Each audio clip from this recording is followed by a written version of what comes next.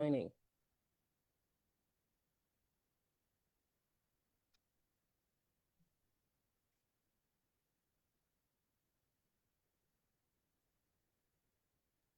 Is he using a laptop or a tab or his phone? Honestly, can't say. I wish I can say.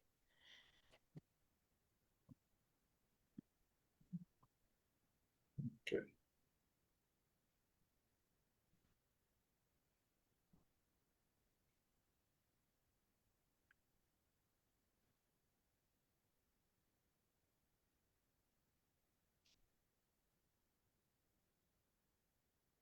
Okay, we can give him the next 1 minute. Otherwise, we could just start, and he would meet us along the way. You can assist him behind the scenes. So let's start. Yeah, maybe let's just give it another 1 minute. We can start.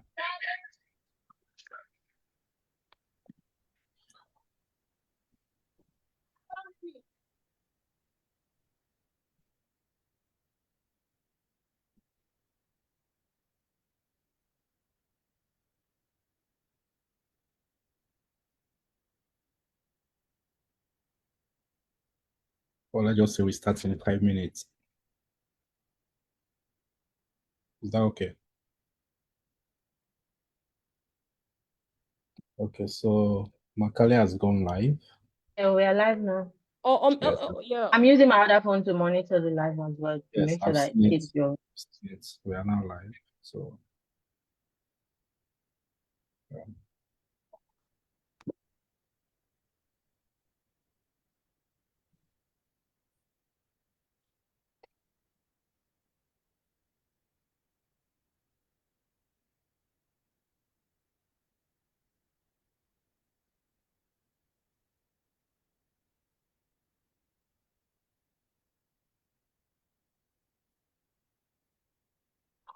Let me try him one more time.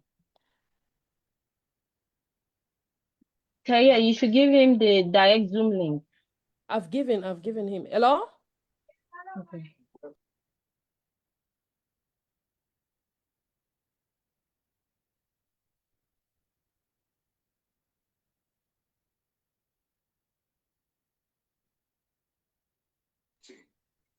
Do you confirm that you're using a strong internet? Because this is the only thing we're waiting for to get started. We've started the live streaming.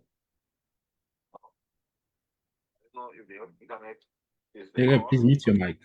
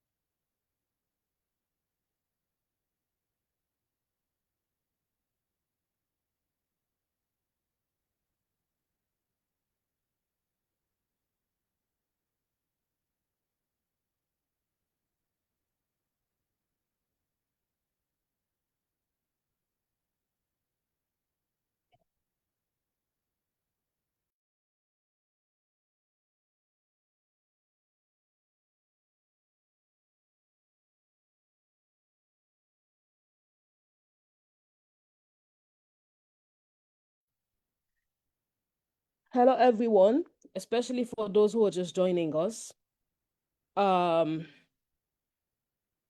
We are going to start the event very shortly.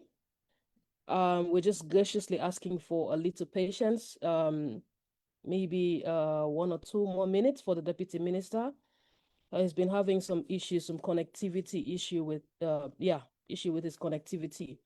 Hopefully he should join us very, very soon. Otherwise, we'll think about a way to just kickstart because everything is ready to open us up. Thank you again for joining.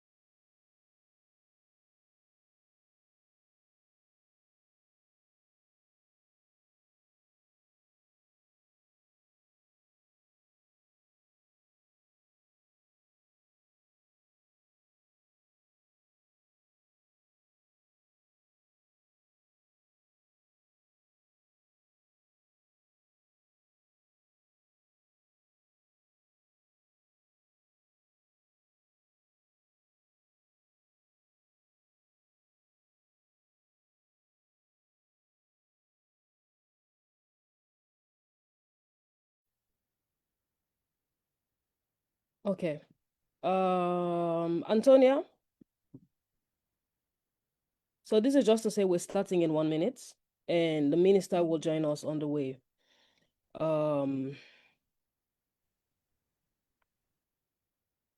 Okay, I think we can start now.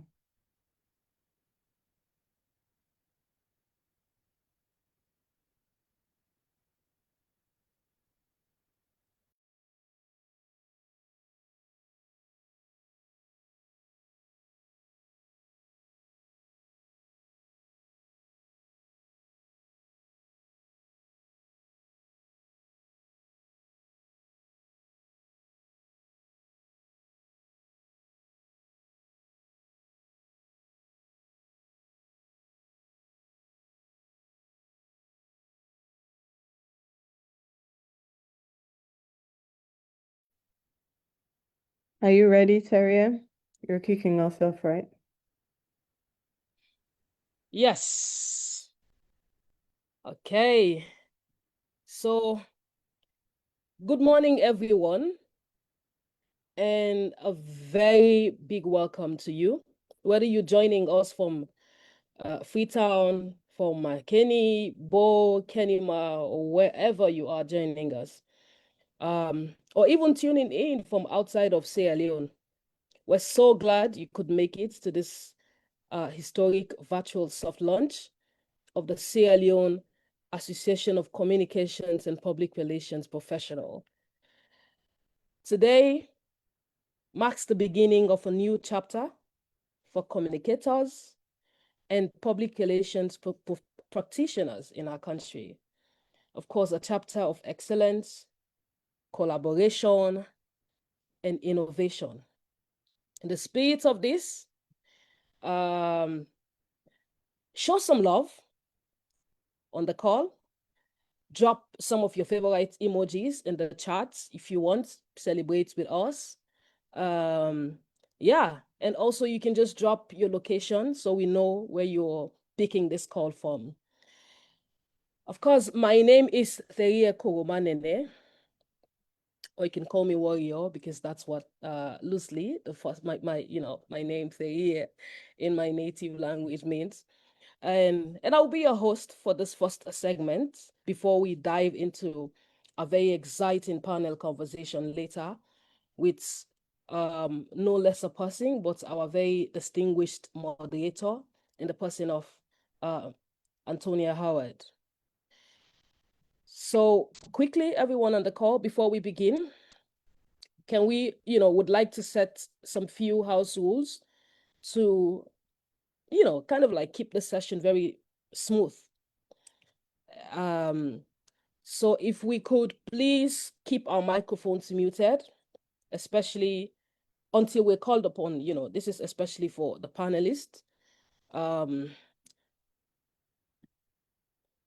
And also, this is going to be a very interactive chat space.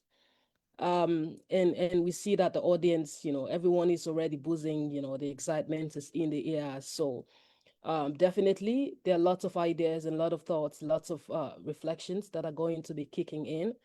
So feel free to use the chat at any time to share your thoughts, your reflections, or your questions. We'll definitely keep an eye on that and lift it up when necessary. And lastly, when we get to our group moments, don't be shy to turn on your camera. Would love to see your face to capture all of us who've chosen to be part of this history. So quickly, we're going to look at our program for today. So let's have this up.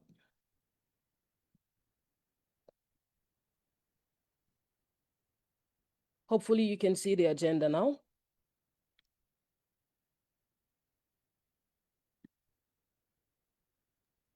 Yes. Okay. So we will, of course, begin with opening protocols. I've had the honor of just, opening us all, just generally. But there are people who will definitely do the job better. So to go right into, we're not wasting any time. So please get comfortable, grab your notepad, your coffee or tea, and let's officially begin. And to officially begin, I have the grand honor of inviting somebody who is very fundamental to the journey of this professional network. With over decades of experience, working as a public relations practitioner, I am honored to invite Harriet Mason, who happens to be the current interim vice president for this professional body, to give us our official welcome. Over to you, Harriet.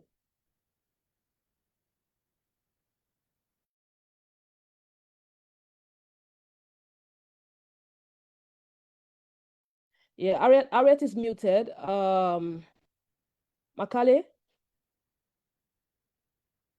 Yes, 1 minute. She should be able to unmute herself, but I can do it anyway.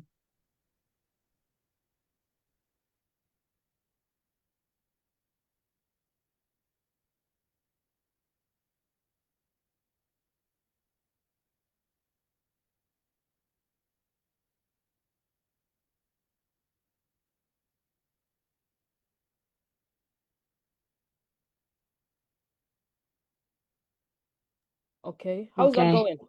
Okay. Thank you. Yes, now I have been unmuted. Good morning, distinguished guests, esteemed panelists, our colleagues, and some of you are friends, so good morning to you all. It is with great pleasure and deep appreciation that I welcome you all to this landmark occasion, the soft launch of the Sierra Leone Association of Communications and Public Relations Professionals. Today is more than just the introduction of a new association. It is the beginning of a collective journey to strengthen the voice, visibility, and professionalism of communications and public relations practitioners in Sierra Leone. For many years, communications professionals across sectors, be it in government, media, the private sector, civil society, international organizations, etc., have contributed immensely to shaping public perception, advancing development priorities, and promoting accountability. Yet, until now, there has been no unified platform to bring us all together under one professional umbrella. This association, I'm really proud to say, fills that gap. It is a shared space to learn, connect, grow, and uphold the standards of excellence and ethics that define our profession. We're especially honored today to be joined by a distinguished panel of seasoned communications and public relations professionals who will share their insights on the evolving role of our profession in a rapidly changing media and technological landscape. Their experience and wisdom will no doubt inspire and guide our next steps as an association. Allow me to also acknowledge the presence of our special guests and well-wishers who have joined us to celebrate this important beginning. Your presence today is a show of your belief in the power of communication, not just as a tool, but as a driving force for national progress and social cohesion. As we embark on this new chapter, let us all do so with a shared sense of purpose and pride. Let us build an association that promotes integrity, professionalism, and continuous learning, one that supports its members and amplifies the positive impact of our work on society.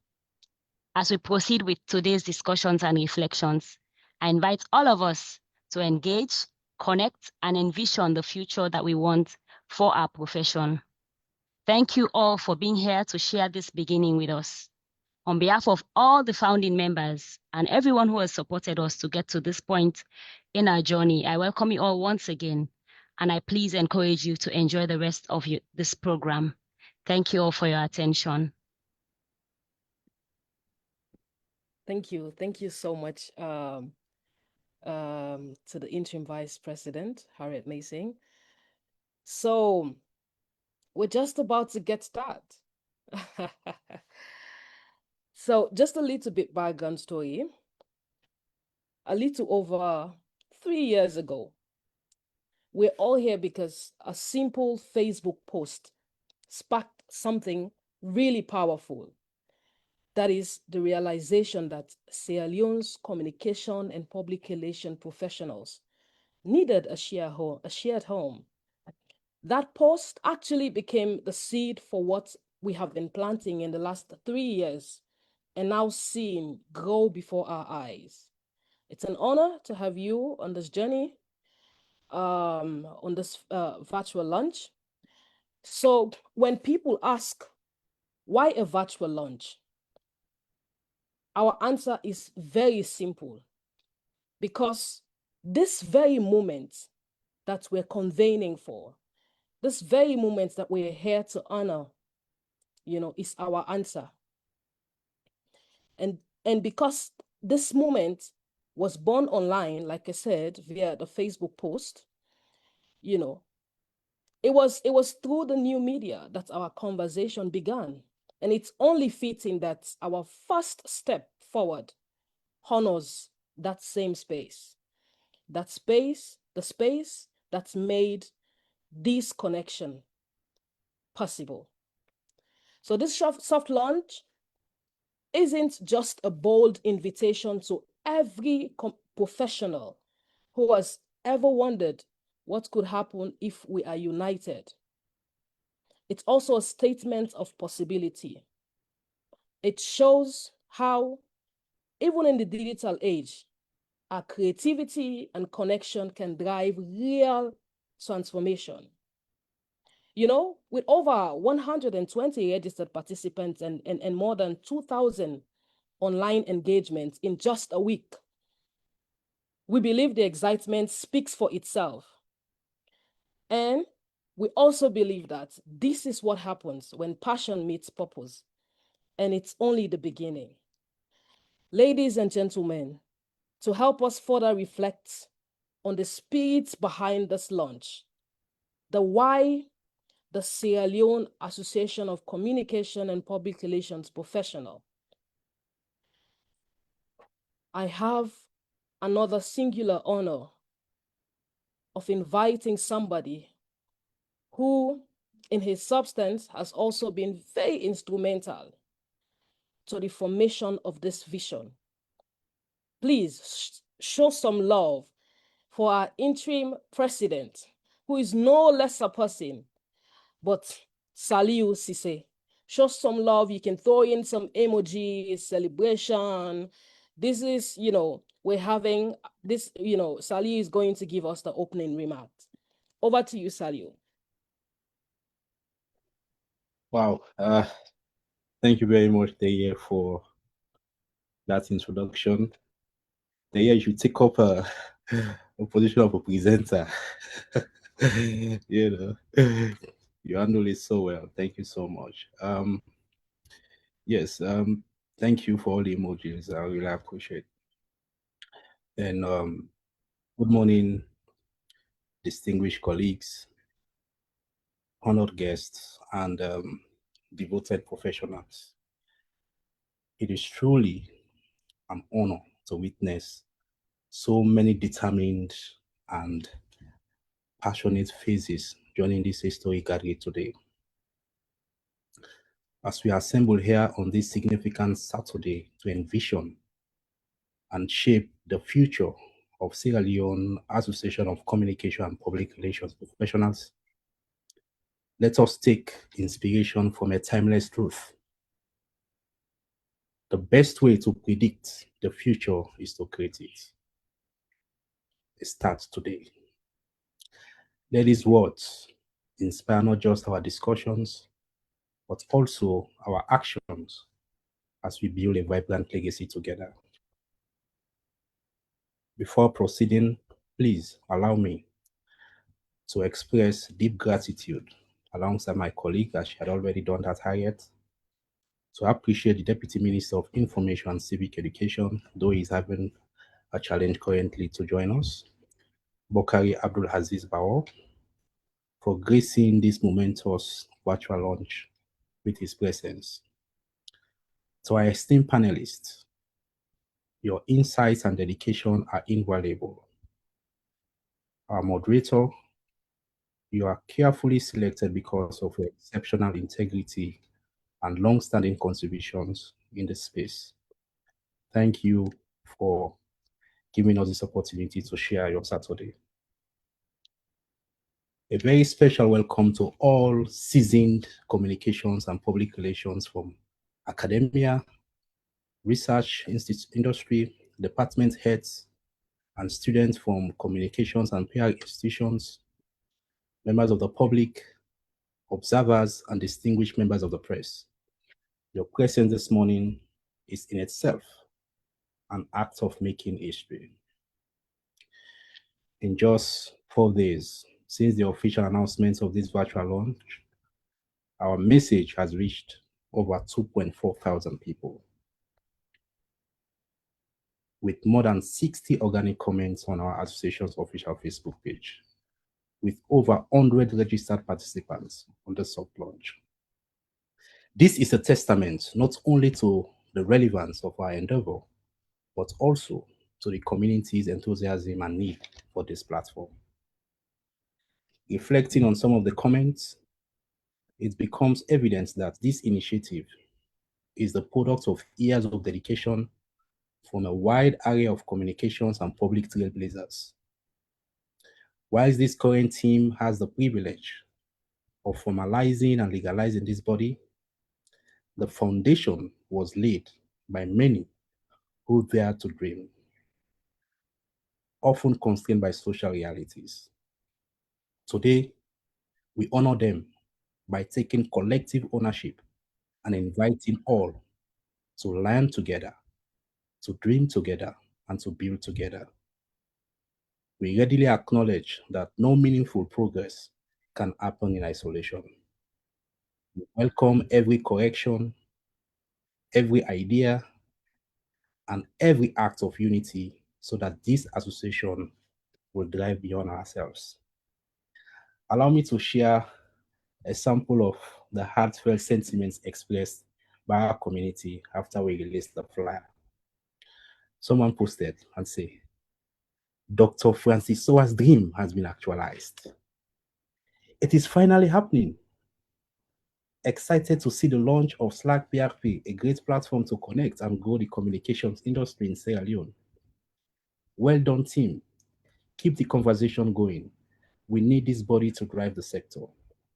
This is lovely and is something I have been looking forward to. I can't wait to be part of this great initiative. Wow, so delighted to finally see the dream transformed into reality after a long planning process. This is a huge platform for solidarity, cooperation, and growth. Oh, how come I was not asked to be part on the panel? Now we begin this thing. Oh, glad to see a dream of many comms and PR professionals come to fruition. Can't wait to watch this happen. These voices validate the every essence of why we gather today. To see the hopes and aspirations of those who came before us brought to fruition in our time. As I reflect, I am reminded a dream does not become reality through magic. It takes sweat, determination, and hard work. From 2019 to this day, our journey has just begun. As the interim president, my call is clear and humble. Let us own this platform together. Let us open our hearts and minds to each other's wisdom so this association outlives our tenure, our presence, and our differences standing as a beacon for the future of communication and public relations in Sierra Leone. Slacprp is founded on three fundamental pillars: professionalism, collaboration, and impact. Our mission is simple: to advance communication and public relations excellence in Sierra Leone through professional development, ethical standards, and strategic partnerships. We cannot achieve this vision without setting out core objectives. Our objective for forming this is simple: establishing a recognized network for communication and PR professionals across all sectors, providing training and certification opportunities to strengthen practice, fostering research and innovation, especially in the use of the new media and AI, creating a mentorship platform for young professionals and students in the field. Our membership is open to practitioners from public institutions and ministries, private sector and corporate PR teams, NGOs, international agencies and development partners, academic institutions, and freelancers. Once you become a member of Slacprp, members will have access to continuous learning sessions, exclusive networking events, the Slacprp online community, and professional development resources. So we have set out programs and expected impact. Over the next years, we'll be rolling out our first annual general meeting, a national capacity building series on media and digital communication, an annual communication excellence award. This to me is very, very key because we know our colleagues who are doing exceptionally well in their field. We need to recognize them. We'll also be embarking on research collaborations with universities and media schools. We'll also be engaging in policy dialogue to strengthen ethical communication in governance. Ultimately, our goal is simple: to professionalize communication in Sierra Leone and empower practitioners to lead change with ethics, integrity, creativity, and excellence. Once again, thank you for being the reason this dream endures and for joining hands to make it even stronger today. And I'm looking forward and welcoming prospective members to this association. Thank you very much for joining us. Thank you so much. Thank you. Thank you so much. That's the interim president of the Sierra Leone Association of Communications and Public Relations Professional, sounding there with so much passion. Knowing you, Chair, I know this must be a very big day for you with all what has gone into this over the past years. So thank you also for the leadership you've provided this team to this point, that we now are inviting a coming public and in calling our community to us so that we can shape this vision and get at a very, a better place. So, of course, this vision began with 9 pioneers, but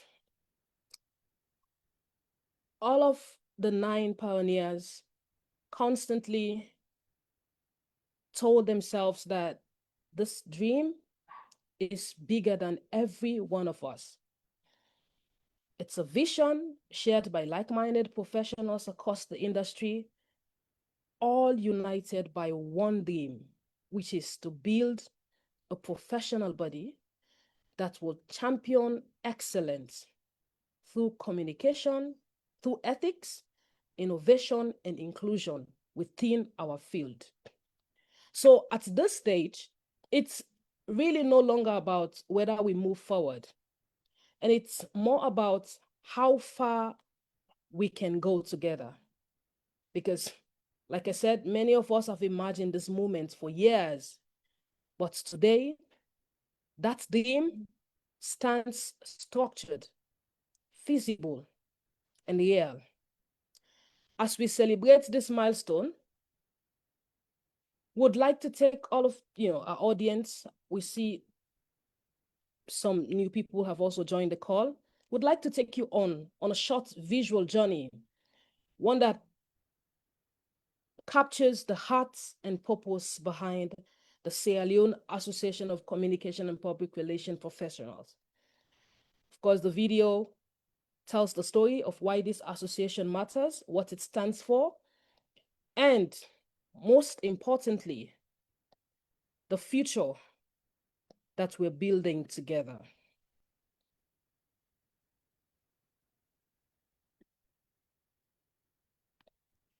Every day across Sierra Leone, stories are told, messages are shaped, conversations move our nation forward. From press rooms to boardrooms, from communities to digital spaces, communication connects us all. But until now, our communicators, public relations professionals stood apart, talented, passionate, yet without a shared home to grow, learn, and lead together. Today, that changes. Welcome to the Sierra Leone Association of Communications and Public Relations Professionals, Slacprp. We are a community of professionals committed to advancing excellence in public relations and communication. We believe in ethics, innovation, and the power of storytelling to transform our nation. So we embrace the future, harnessing the new media and artificial intelligence to redefine our craft. Together, we will set new standards, strengthen our voice, and build the next generation of communicators ready to represent Sierra Leone on a global stage. This is the beginning of a movement. Join us.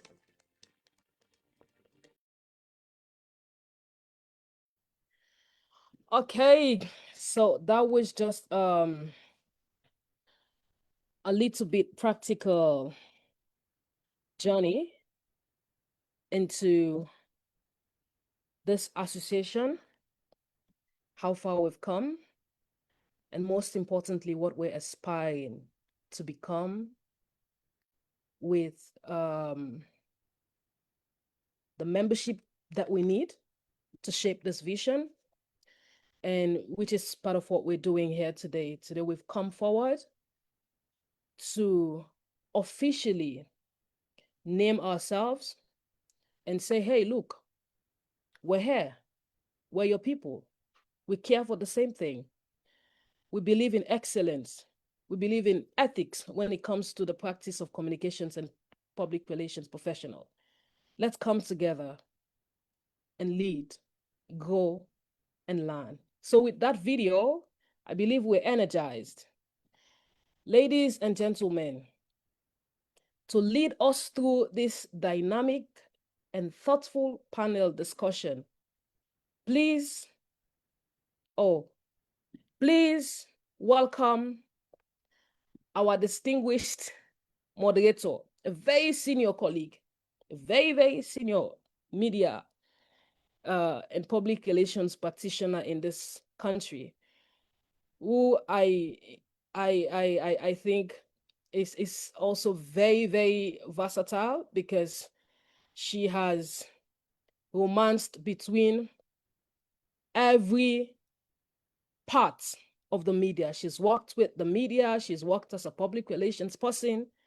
So she sits at the intersection of media development. And when we thought about a moderator for this event, no better person could come to mind other than the strategist, who is very also passionate about feminist leadership and storytelling. Come on, give some love for Antonia, the our Antonia, Sierra Leone's Antonia Howard. She's about to steer the ship, show some love, drop in the chat. Thank Okay, you. over to you, Antonia. My work at this point is halted.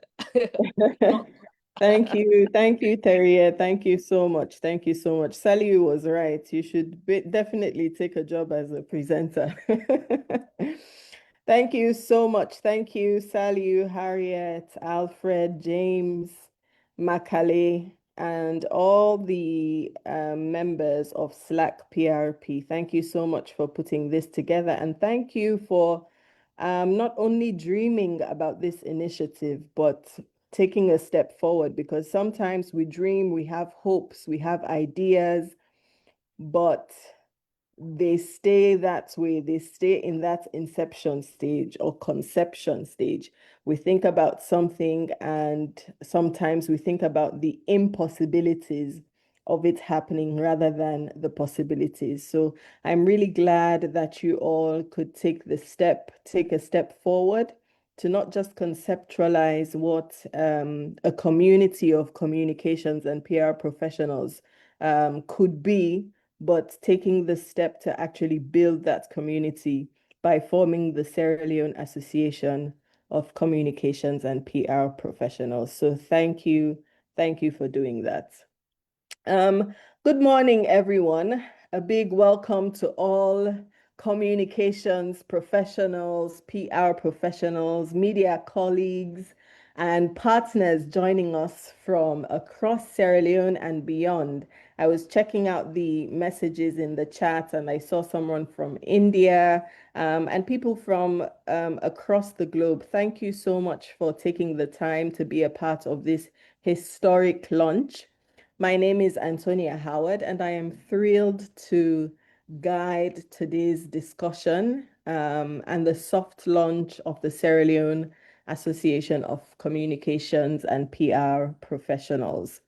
Now, today's launch, as Saliu and Terrier have both said, is the beginning of a shared journey to raise the bar for communications and public relations excellence in Sierra Leone. So let's make it interactive. Let's make it as insightful and inspiring as possible. Whilst I'll be steering the ship, leading the conversation, I want you all to participate. If there's a question or a comment that comes to mind, please feel free to put it in the chat. Drop your comments in the chat or your questions in the chat, and we will have some time to take a couple of questions from the participants, from those of you joining. So as communications professionals, as people working in the comms space, we are living through a technological stroke digital revolution.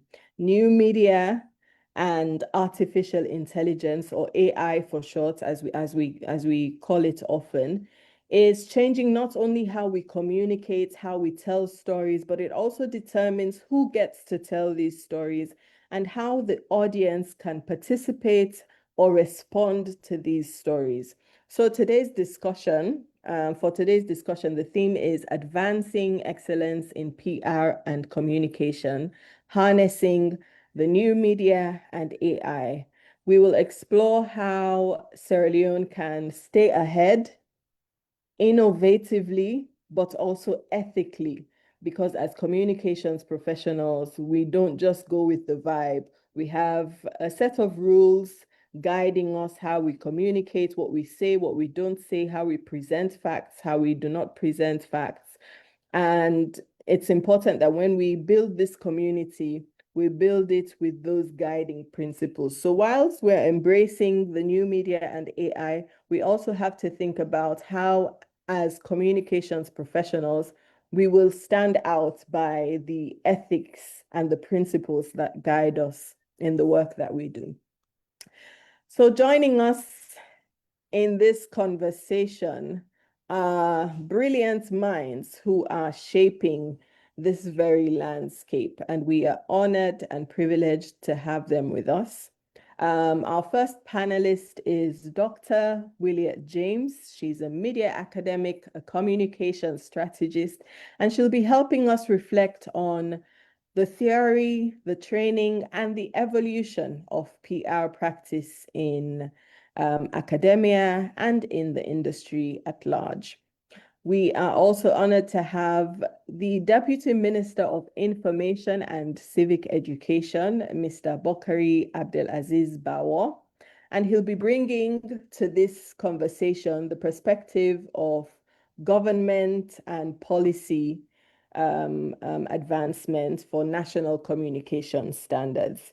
We're absolutely glad to have him in the room with us. And another panelist we have today is Abdul Fatoma, a well-known face and voice when it comes to communicating accountability.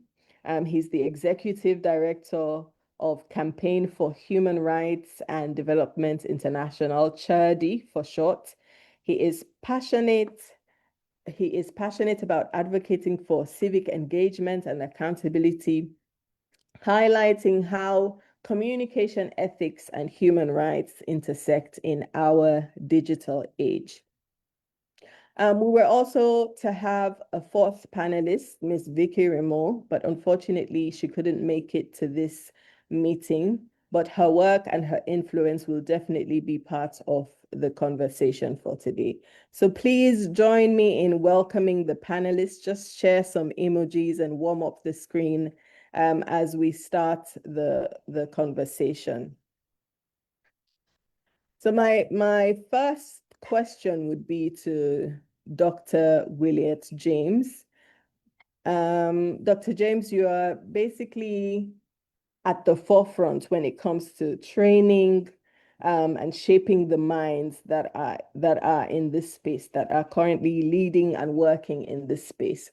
What have you observed as the gaps between education, the communication education, and professional practice?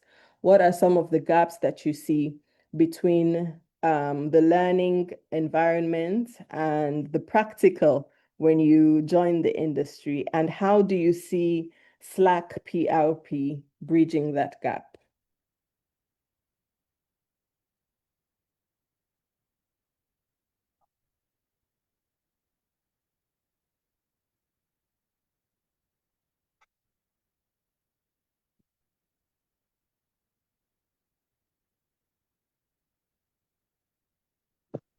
Hello, good morning, everybody. I'm trying to get myself on camera, but I can't be holding. Can you hear me? Yes, we can hear you perfectly. Because I was staying on mute. Can you see my lovely face? Yes, we can see your very lovely face and your lovely hair Okay. and your lovely glasses. We can see everything. Okay. So what I'm trying to do is I'm trying to hold the phone up high for you to see me because I'm not in Sierra Leone at the moment. I am out of the country and I'm in a small hotel room where I don't know how to figure this thing. There's nothing to hold the phone and I can't be talking and holding the phone. So please, this is the first and the last time you will have to see me on screen. I will have to switch the camera off and then I'll talk to you. I'll answer your question. Please allow me, please, to switch the camera off. You are Okay. permitted. Okay. Right. So the Thank you question so was, very much. what are the gaps? What gaps do you see between communication education and practice in the industry? And how do you see Slacprp bridging that gap? Thank you very much, Antonia, and I want to say thank you to Slacprp for inviting me to be part of this panel. You know that the communication school at Slacprp College started sometime and around in 2000, yes, around that time. And since then, we've been churning out students from the faculty. One thing we've realized is that we teach, and as we teach, we lack a lot of things within the program. A lot of things like the actual practical work that we are supposed to do, the equipment that we need to have, to help our students have hands-on experience in the job. I would say for now it's better because you find out, for example, that if I'm teaching newspaper production, I don't get my students to just come to class and I just teach the theoretical aspect of it and how to manage newspaper. I get them to actually produce the newspaper itself. So that's one major problem that we've been having. The problem of having equipment for students to have hands-on experience. But how have we worked around that? What we have done in years past, I mean, we've succeeded to do, is that once we take students through theory and some aspects of practical, for lack of equipment, we send the students out into various institutions for them to have, experience, for them to go on internship. And when the students go on internship, some students will tell you that I did this for the first time during internship. I did that for the first time during internship. Yes, theory helps them to understand the day-to-day practice. It helps them to understand, the mindset of how things are supposed to be done. But practice itself gives them that energy for them to do the work. It gives them the passion for them to do the work, because you teach the students, they have to have hands-on experience. So that is what we have done over the years. And that is a gap, even now, because even when we have tried over time, to inject a lot of practice within what we do, we still have that gap in terms of the equipment. We do not have the money that the university doesn't have, to help the department go in that aspect. And also, without that, I mean, when I was thinking about the topic this morning, and I said to myself, when you take a look at the ratio, the number of students we are churning out, communication students we are churning out, and to the available needs, PR needs, communication needs, you find out that we churn out just few students that cater to the needs of the industry.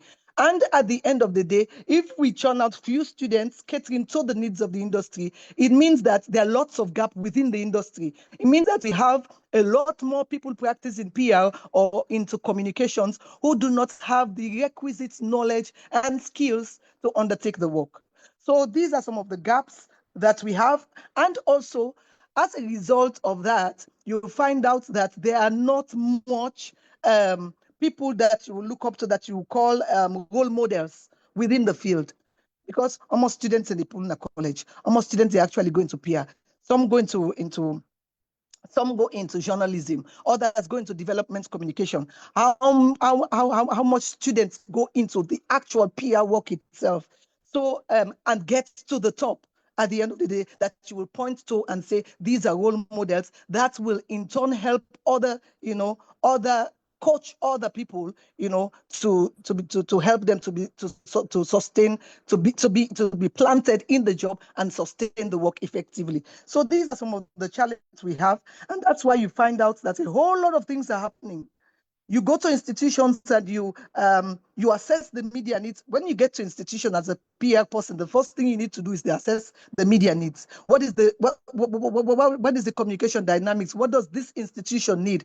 How should this institution function in terms of handling its communication needs?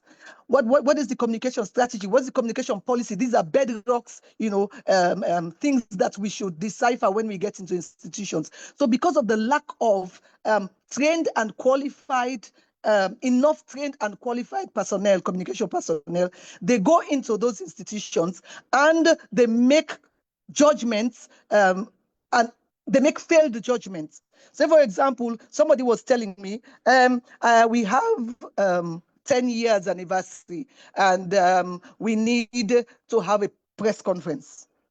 I asked the person, why do you need a press conference? Because you are celebrating 10 years anniversary within your institution. So you need it. Why do you need a press conference? There are other things you may do. You know, there are other things the communication person can strategize without you putting yourself on the line, having a press conference and media journalists coming to ask you all sort of questions that you don't have answers to. So these are some of the issues that we have because our students are limited. When you check the ratio, you can't, the students and the needs ratio, communication needs ratio within the country. I mean, we can't cater to all of those needs. And we can't churn out professionals that will cater to all of those needs. And so within institutions, you might have just some quack comms people, and these are the ones that are doing damage to the profession. I think I should stop here for now and allow you to ask more questions. Yes. So just the second part of the question, where do you see Slacprp coming in to bridge or fix those gaps? Well, I think I was saying to, let me just drink water, please. I talk with a lot of passion, so. Yes, I think what you highlighted is really important for the landscape that we have and for, you know, for how integral the communications department at Frarbe College has been. I think what you've highlighted really speaks to what is happening, and I see Slacprp being an instrumental partner to not just Frarbe College, but to all other academic institutions that have either a media or a communications faculty or department. But you can talk about important ways that you see Slacprp coming into to bridge that gap. Yes. Yeah, I think for starters, I think they should partner with all schools of communication. That's to put it in a safe way, because I think we have one at Jala as well, and there are some others. I think Lixal, I don't know if Lixal still continues, but there are some other in McKinney as well. So they should partner with all of them. That's one. And they should also try to invest in trainings, you know, because as the professional body, these are some of the things that they should be concerned about. That at the end of the day, when they say somebody is a PR person in an institution, that person, you know, even the person has not darkened the doors of Frarbe College, you know, that person should be able to do the basic things within the institution. So invest in training and also begin to think about certification for PR professionals, you know.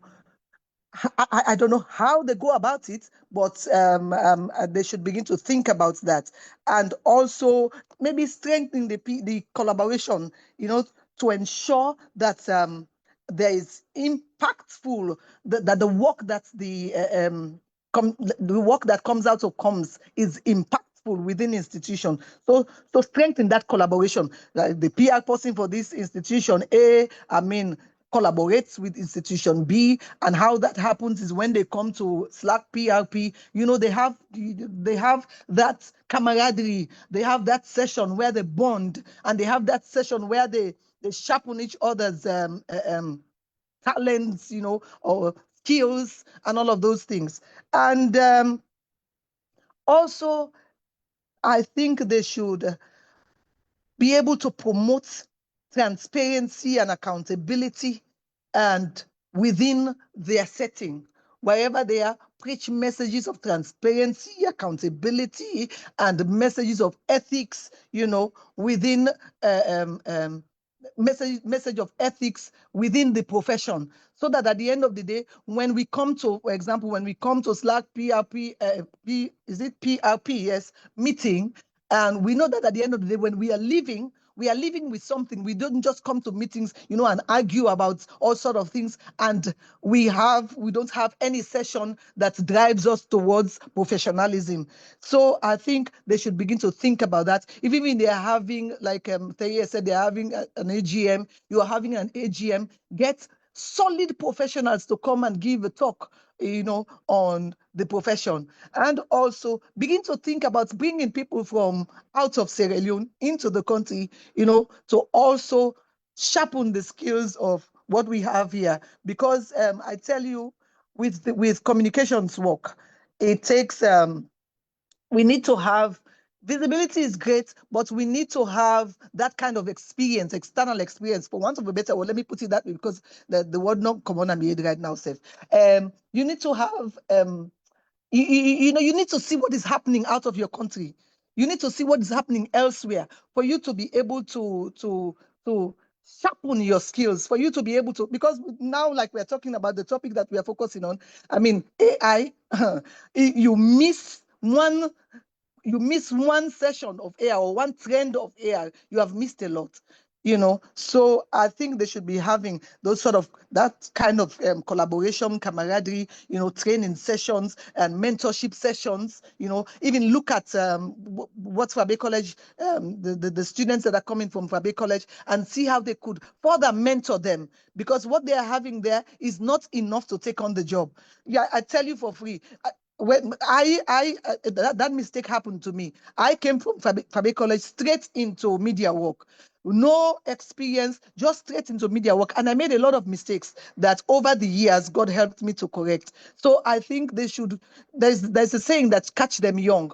Yes, they have gone to university. Yes, they have a first-class degree. Yes, they have this, but the training also, further training and further mentoring or mentorship also counts as well. So they should focus on that. I think they should focus on individuals, the person, the individual, because it's the individuals that help to ensure that the profession has the kind of flair and the kind of name that it will have at the end of the day. Because go on for you say that PR person, they go cause PR disaster now one institution. So these are some of the things that we focus on. If I have some other things, I'll put them on the chat box.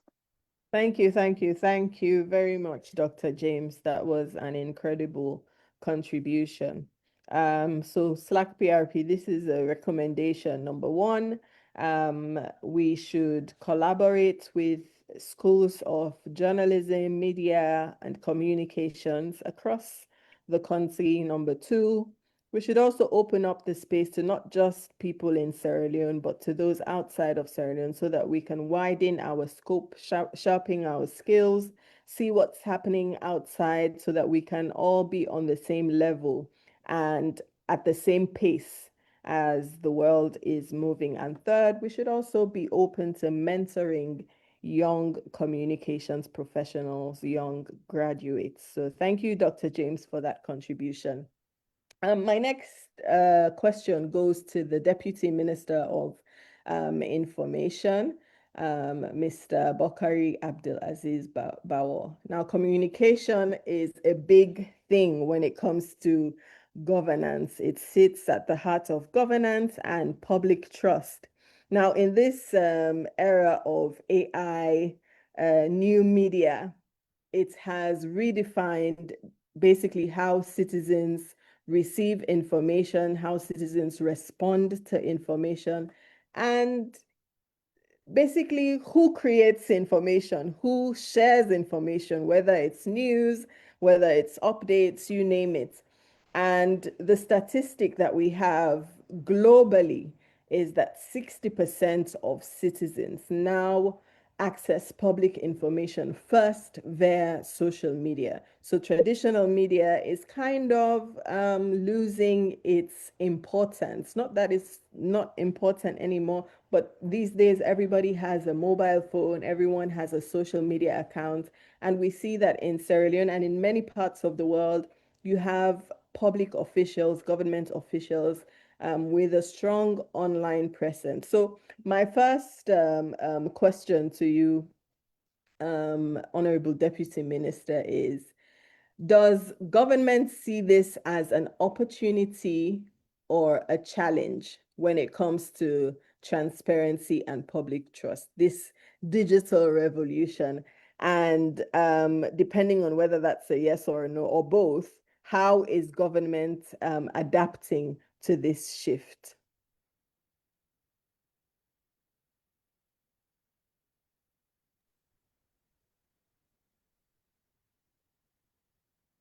Trying to confirm if the minister is still on the call or his line just dropped.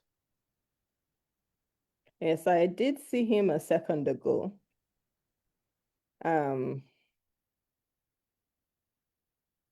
But let me just confirm via the gallery if he's still here.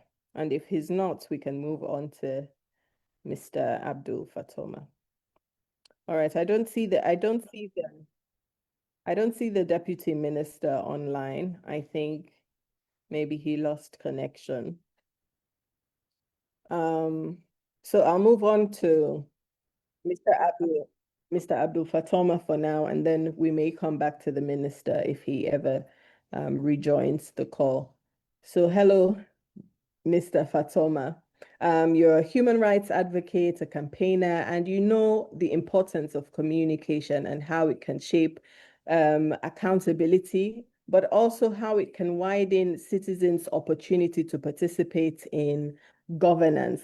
How do you think public relations and communication professionals can strengthen civic engagement and social accountability in this AI, digital, new media age?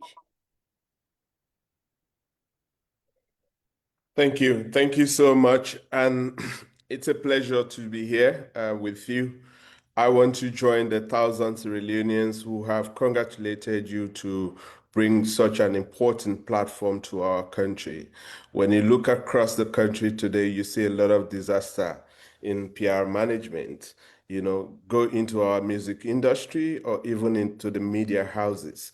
People who call themselves PR expert or PR person for institution, they themselves need PR.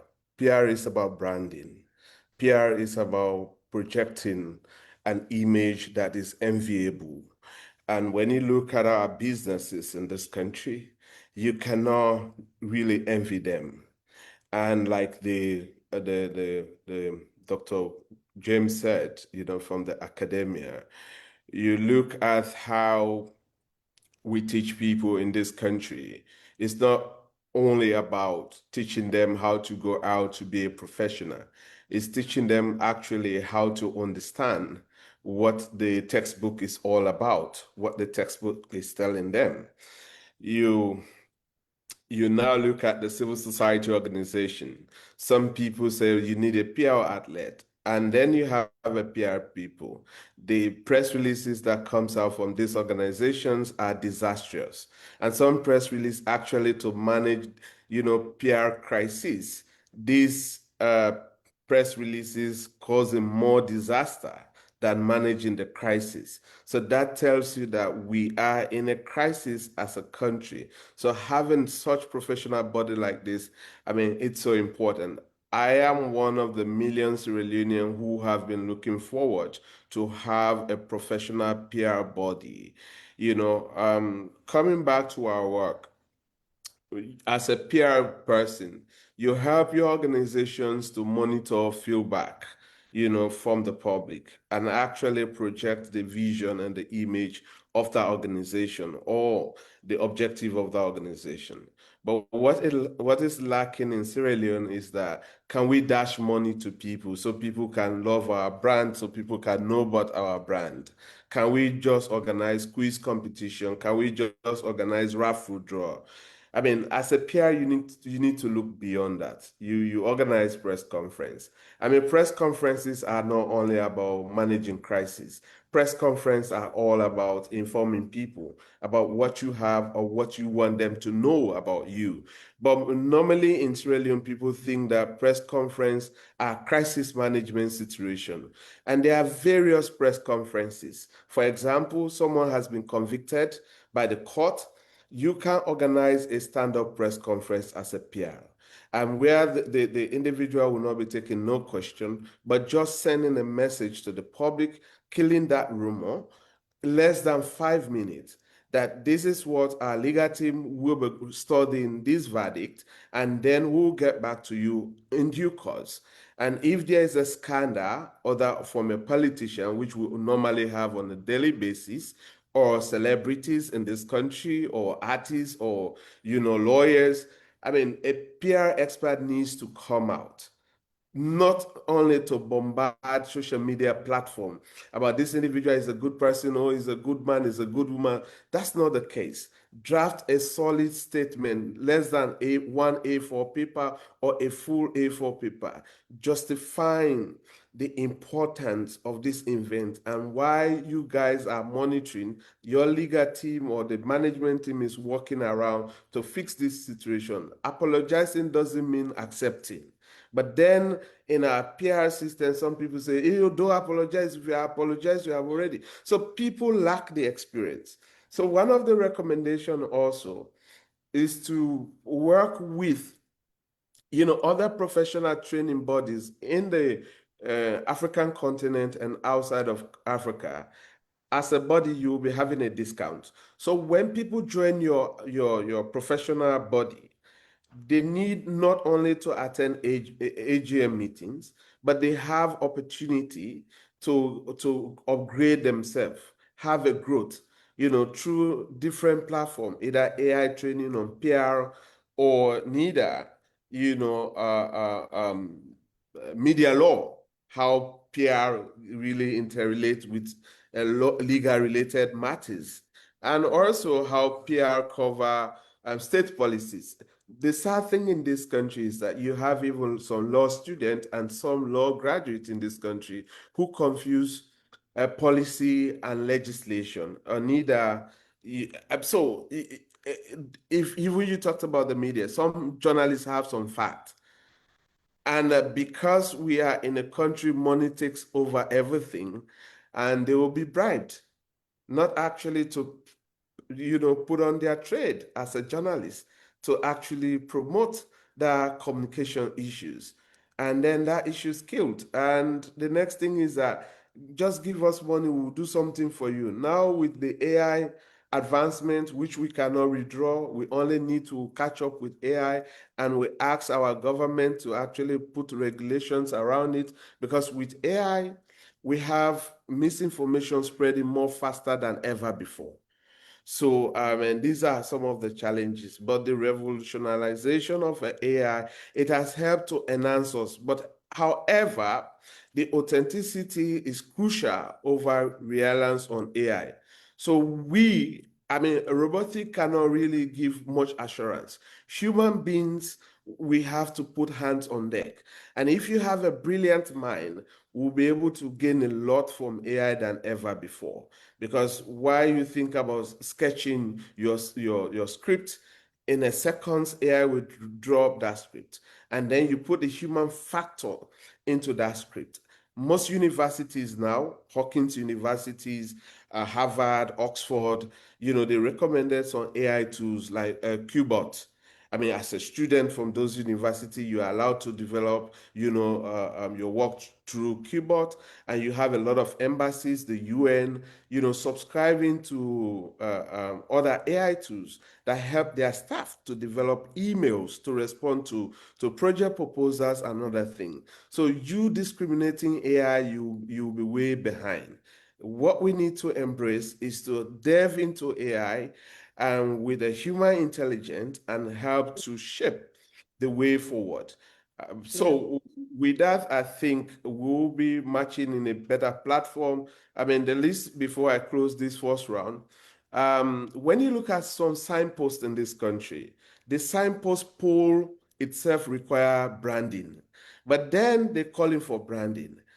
You go to other countries like New York, for example, London, Piccadilly, the billboards that you can see. I mean, it brings admiration. Even as a tourist, you have to stand a bit, or you give your phone a busy moment to take pictures, or you go to Tokyo. So, but we look at buildings in this country where we even erect thing is disastrous. So, like I always flag, state institutions buildings that are beyond recognitions. You go to banks, you cannot really think that this is a place where money is.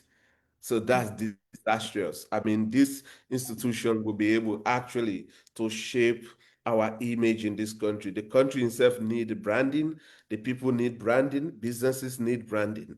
So it's a welcoming idea to have such a brilliant and foresight institutions like this in our country. Thank you. Thank you so much, Mr. Fatoma. You've raised very good points. And I think this is why Slacprp is here to address some of these issues and see how we can raise the bar when it comes to PR and communications in Sierra Leone. So thank you very much. Before we continue the panel conversation, we just wanted to take a quick moment to highlight how the new media and AI are transforming communication practice right here in Sierra Leone. There's a growing use of AI tools in campaign messaging and design. We see it all the time on Facebook, on Instagram. Everywhere you turn, you see some use of AI. So it's like Sierra Leoneans are actually embracing AI as a new digital tool, and we're coming on board with the world. We also see how local brands, even government agencies, are using social media to create civic engagement. We have a lot of our public officials now on social media sharing updates about what their ministry is doing, putting out press releases on social media. Some have WhatsApp channels, some have WhatsApp groups. So we are all basically online receiving and sharing information. So if you can just look at the slides being shared by Terrier, we can reflect on what's happening currently in the digital space in Sierra Leone.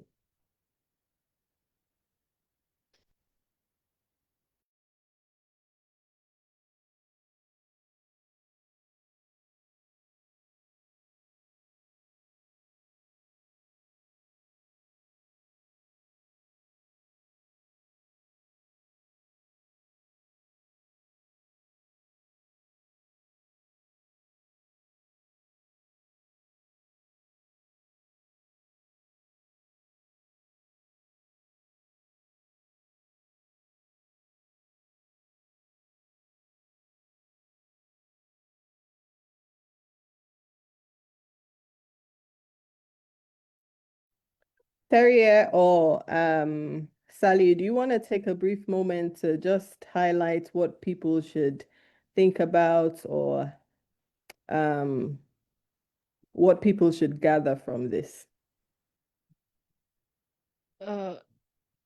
Yeah, I mean, also, I think the slide is also very important to kind of like deepen the human rights perspective about communication in the AI reality, like especially zooming in on the ethics of it.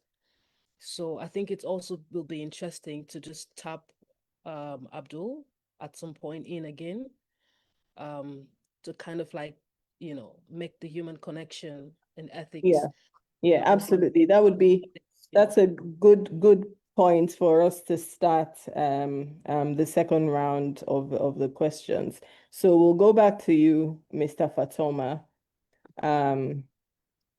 to just talk about, with the growing use of AI and the fact that now, in fact, not now, ever since the invention of news, bad news has always been the one that leads.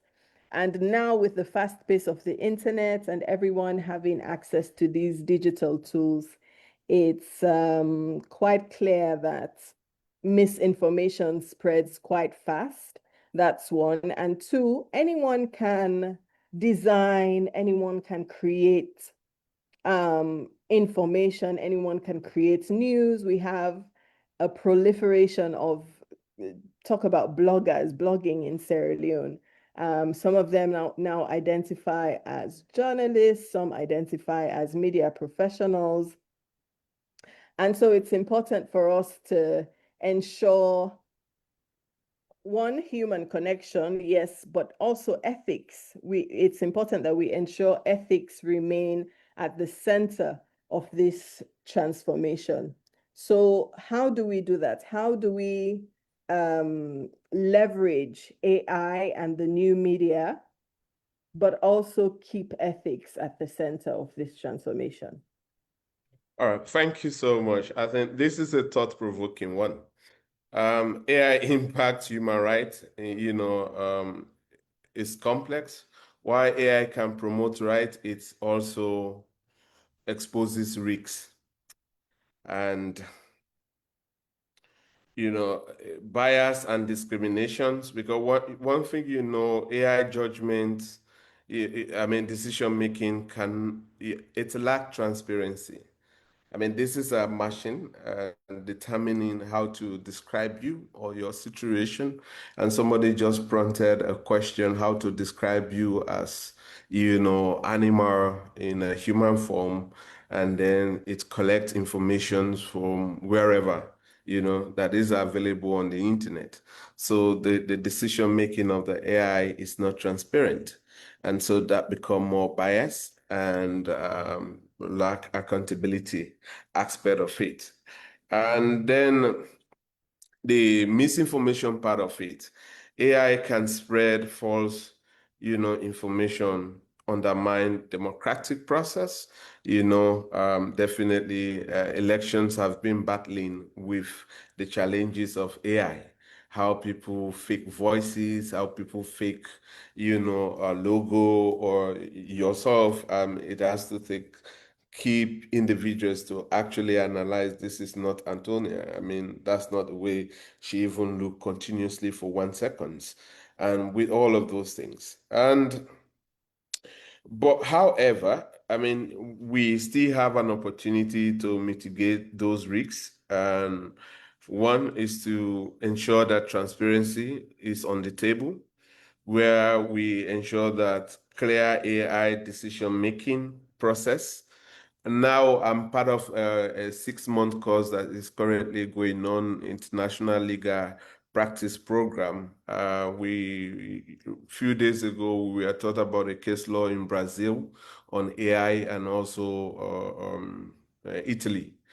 And now the question in court is that, who do you blame for AI prompting people a guideline how to commit a suicide? And is it the app, the generator of the app, or the owner of the app? So these have been, a critical issues, but it's still ongoing. And we first have the European Union that have developed an AI regulatory, law in their own region. And the North America, South America, and Africa and Asia are still struggling, as per continental level, what they should do in terms of how to regulate AI. And the accountability mechanism side of it is to address AI driving harm and also the regulating part. I would have loved to hear from the government side because, our organization over the years have been pushing hard for data protection. And AI have a huge potential to undermine your privacy.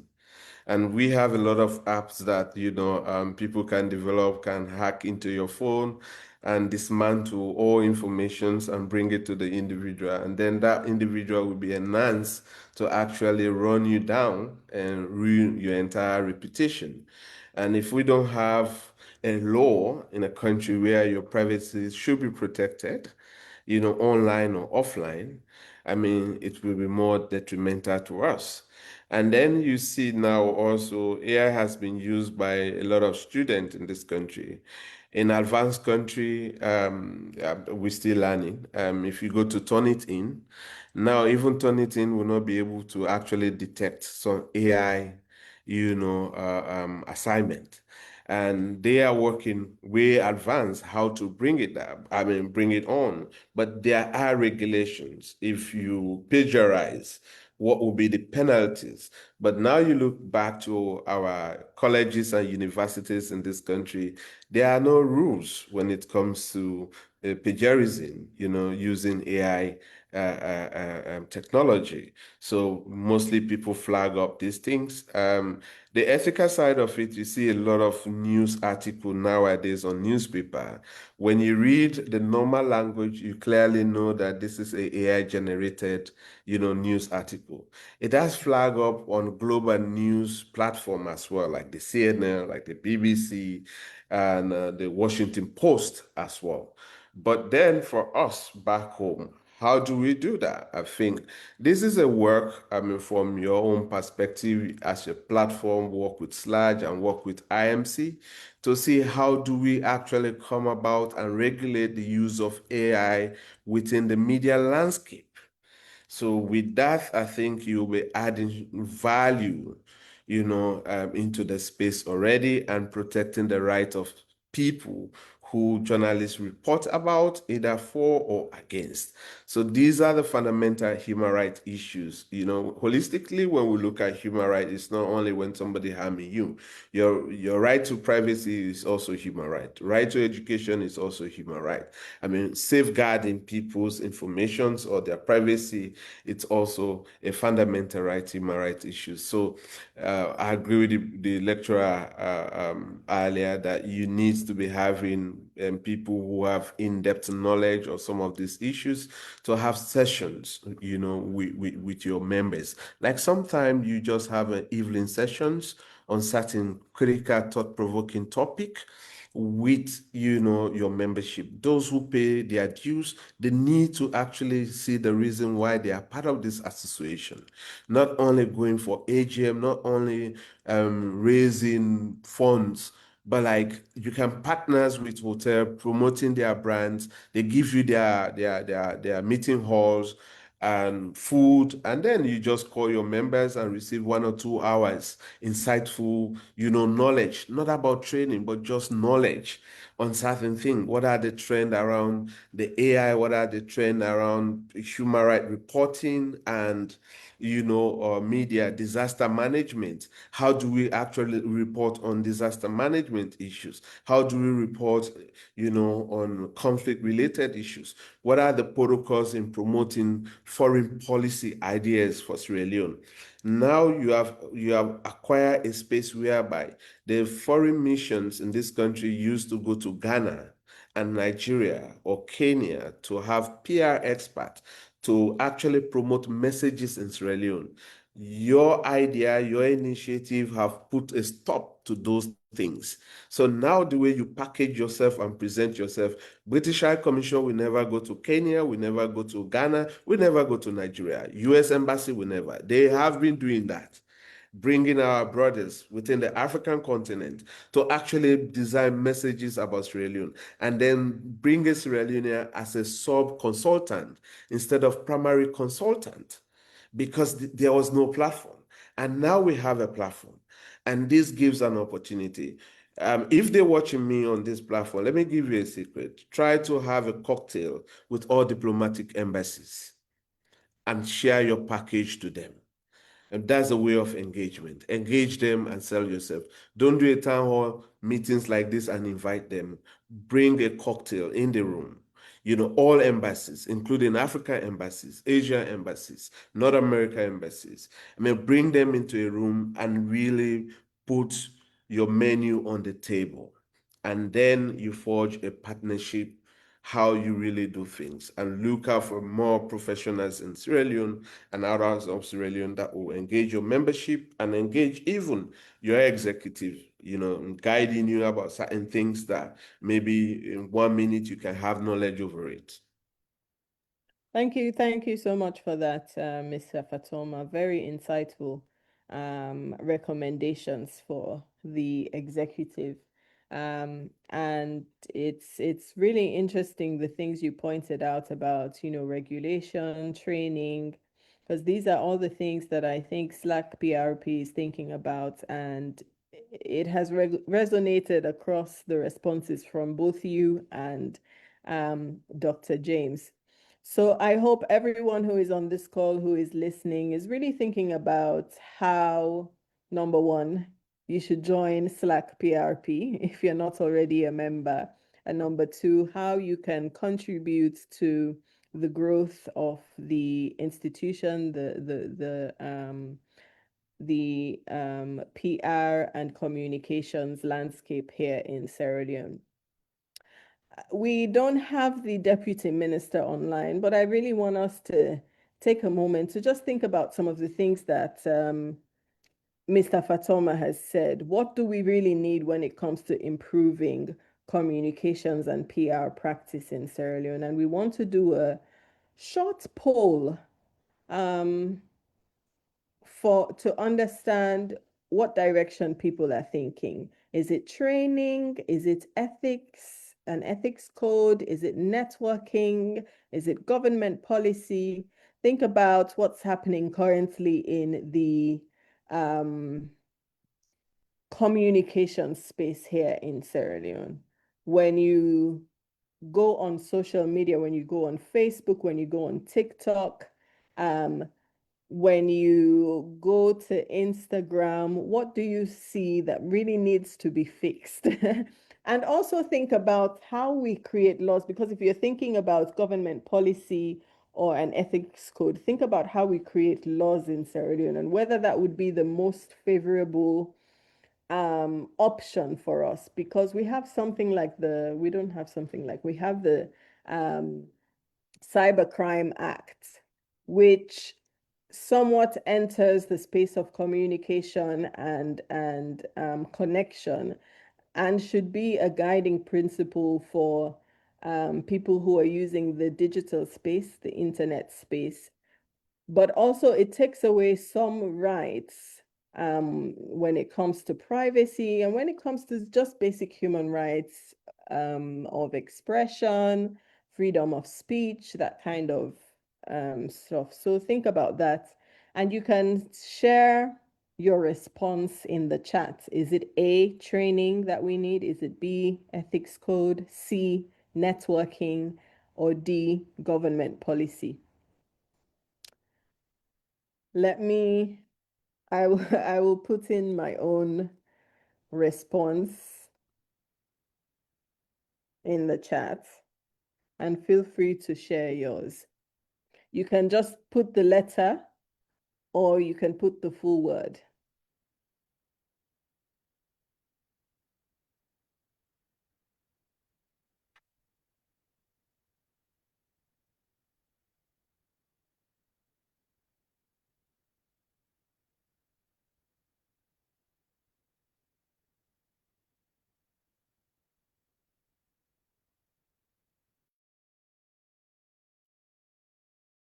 So this is for Slacprp to just understand in what direction communications and PR professionals are thinking and what the organization needs to jump on ASAP, as they've already hit the ground running with this soft launch.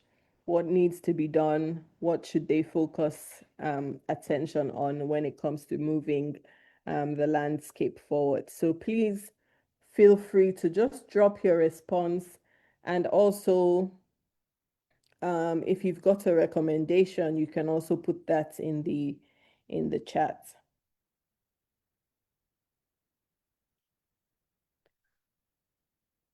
I want to pass on the baton to Dr. James. Some of the things that Mr. Fatoma mentioned included some amount of training, that's one, but also how education institutions are embracing the use of AI and other digital tools, and how organizations, global organizations, are also embracing it. They've come up with guidelines for how staff or students can use these tools in a way that still puts ethics at the center of it.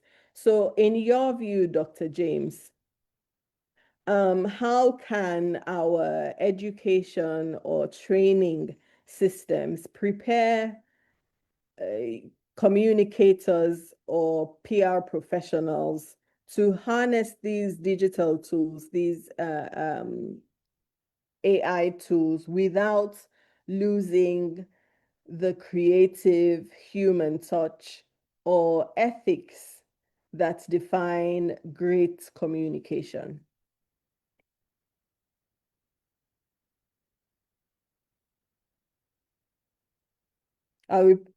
You want me to repeat the question? You're on mute, so I can't really hear you.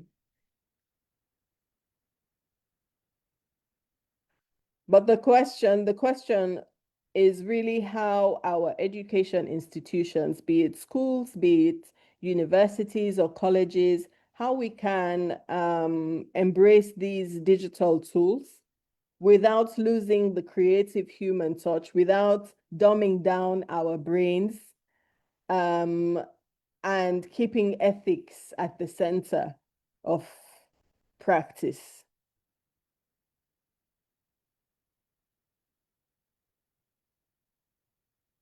I think Makale needs to unmute Yeah, you. exactly, Oh, because yes, okay, I've been unmuted now. So let me just. I said you are not going to see my face. I've shown you my face now. Let me turn the camera off again because I think I saw Fatoma's face, so I was saying, if Fatoma can show his face, why not me? So okay, let me go off again now because I have to put the phone down. Okay. Fatoma was talking about there are no policies in place. For University of Sierra Leone, I know that policies have been developed because we had that conversation the last time and during one of our faculty meetings at the Faculty of Communication. And we were saying, I mean, this AI is here to stay with us. And we need to begin to think about how we, how far do we, or to what extent do we incorporate AI into our work and not found wanting of any other unethical practice. Because say what you may, you have Grammarly on your phone, you are typing, Grammarly comes in and edits for you. So, I mean, it's a very good AI tool. You have several other editing tools, several other AI tools that you can use and you can use ethically. So at the University of Sierra Leone now, the policy is being put in place, and maybe Tonya, if Tonya was here or is here, I mean, he will speak to that because they are at the fore in terms of developing the policy. But one thing I want to talk about, you asked the Deputy Minister a question, he wasn't here. And I'm thinking about it, I'm saying to myself, this thing is serious. So, digital revolution. It's here to stay with us. And it's a fundamental shift in how our societies operate, in how our businesses operate, in how we operate as individuals. So it's a shift that it will not go back. It's just going in front. So there are key things that we need to do to ensure that we consolidate our position. I say this over and over and again, that continuous learning and upskilling is vital in everything we do. I work for an oil marketing company at the moment. And before going to the marketing company, I was at the university, and a lot of the experiences I have now in communications, I didn't have them when I was at the university. I think that's all the more reason why it's good to come out at times, to just get the corporate experience and all sort of experience that you need to take back to your students, so that when you are talking, I mean, they know that you are talking from an informed point of view. I think we need, as a nation, the government needs to look into this, that we need to build agile structures within institutions, within, I mean, the government as a whole. We need to build those structures within our institution that will serve that kind of pivot, that will ensure that whatever tools we incorporate within our work stays and stands. And also, we also need to ensure that within our institutions, we recognize that I will call it, because I work with customers now, I will call it customer-centric approach. We recognize that digital consumers expect, they expect a lot. They expect that we who work in institutions and work with them expect that we know what we are doing, we know the required tools that we are using, and they also are able. We are also able to take them on board with regards to the tools that we are using. You understand? So we need to have that culture, that fosters that kind of environment. If we don't have it, it will not stay with us, because we all go just to go back to them saying the old button phone. And ethics again and responsibility. We address the challenges, data privacy, challenges with data privacy, challenges with information, challenges with digital inequality. All of those things we need to address that to ensure that we are very vital. We are at the fore of this digital transformation. And with regards and the university that you are talking about, of course, it helps us in our research.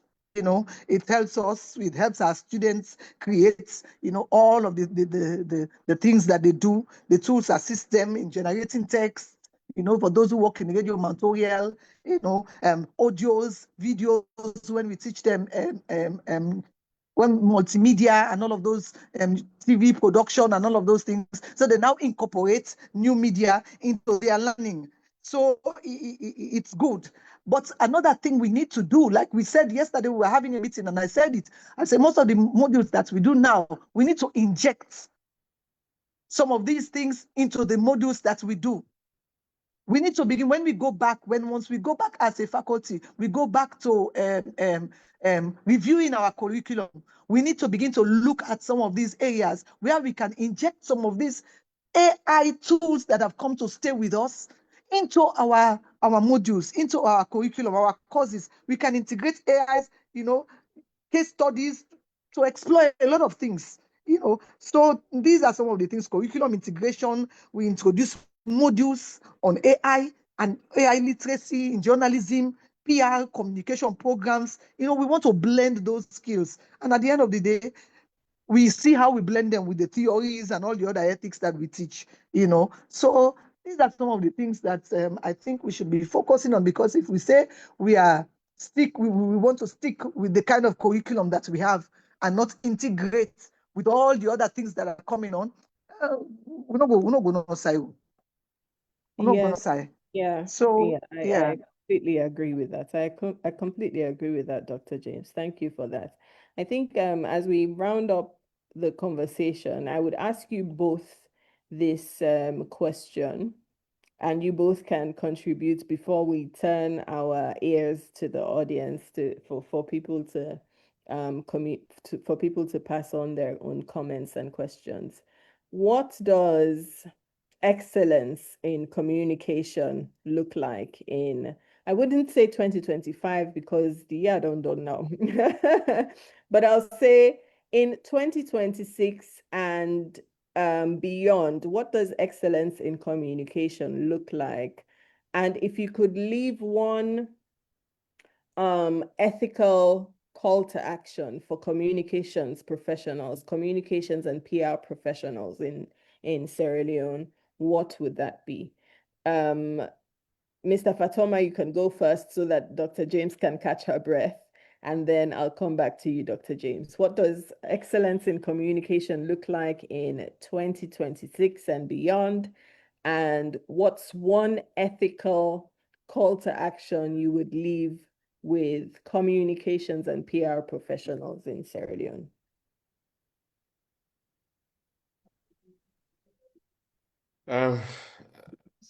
You, as usual, you are always good to bring out some questions that will bring more statement than the sentence of the question.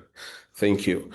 And one critical thing I will look into is crisis management, is the way we have been handling crisis management in this country, either from society point of view, from civil society, from the media, and the public expect much from us. The way we handle negative crisis is totally out of order.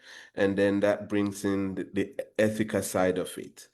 And just like I always in my office, and everybody know me for this. It is the reason why maybe I didn't go to university in Sierra Leone. Like I always say this. I mean, we are in a country where most of the professionals have no clue about the law that govern their professional practice area. You go to the lawyers, it's the same thing. You ask several lawyers in this country about certain act. They have no clue about even the existence of that act. And you ask some journalists, senior practitioner journalists, you ask them about the IMC code. Most of them have no clue about it. And some are in the editorial board of their media institution. So it actually kills ethics. And one of the ethical thing I would suggest is, how do your organization work with SLAJ and IMC to build the capacity, on PR specialists or expert in this country? Because some people will approach you, I'm a multimedia expert, and then like you shake your head. I mean, you mean it, multimedia expert? You ask question around PR.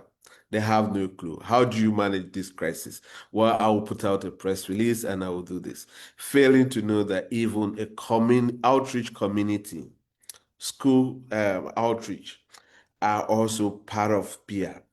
Monitoring and bringing feedback from the public about your product, about your company, like Dr. James. I mean, she works for oil petroleum company like NP. So what is the feedback? How does she monitor the public feedback? Not only from newspaper, not only from radio, not only from Okada, but people even who use a private motorbike or cars. What is actually their perception about the services they receive from National Petroleum? Like Saliu, who works for the bank, who goes to UBA. What is the response about the deduction tax we receive from UBA for 0.1%, this for that, how he get back to his company for them to organize the response from these people. So these are all ethical things. So in cumbersome, your question comes in one, and answering it will also answer the second concerns. But when it comes to ethical things, I think we are largely challenged as a country. I mean, you are not responsible for this on this platform. We have a judiciary that lack, respect for their own code of conduct and code of ethics. And if that sends a signal to us, where do we stand? If a journalist actually breach their own code of ethics, and I want to take action against them to gain redress, and having in mind where I'm going for this redress, they themselves don't respect their own code of ethics. Where am I going? So, but if we have a professional body like yours that can set an example, even the state can learn from you. I mean, I always take that as a pride that I mean, the small size of my organization, it doesn't matter. How positively we impact lives, that's what matters to us. So, I mean, for me, and that will be my own. Thank you very much for that, Mr. Fatoma. Over to you, Dr. James. What does excellence in communication look like in 2026 and beyond? And what's one ethical call to action you would leave with communication and PR professionals in Sierra Leone? Okay, Antonia, I beg to just hit on something you had asked before that I had forgotten to mention. You talked about, you asked the question that you did the poll for. That's what are some of the things that the organization should focus on.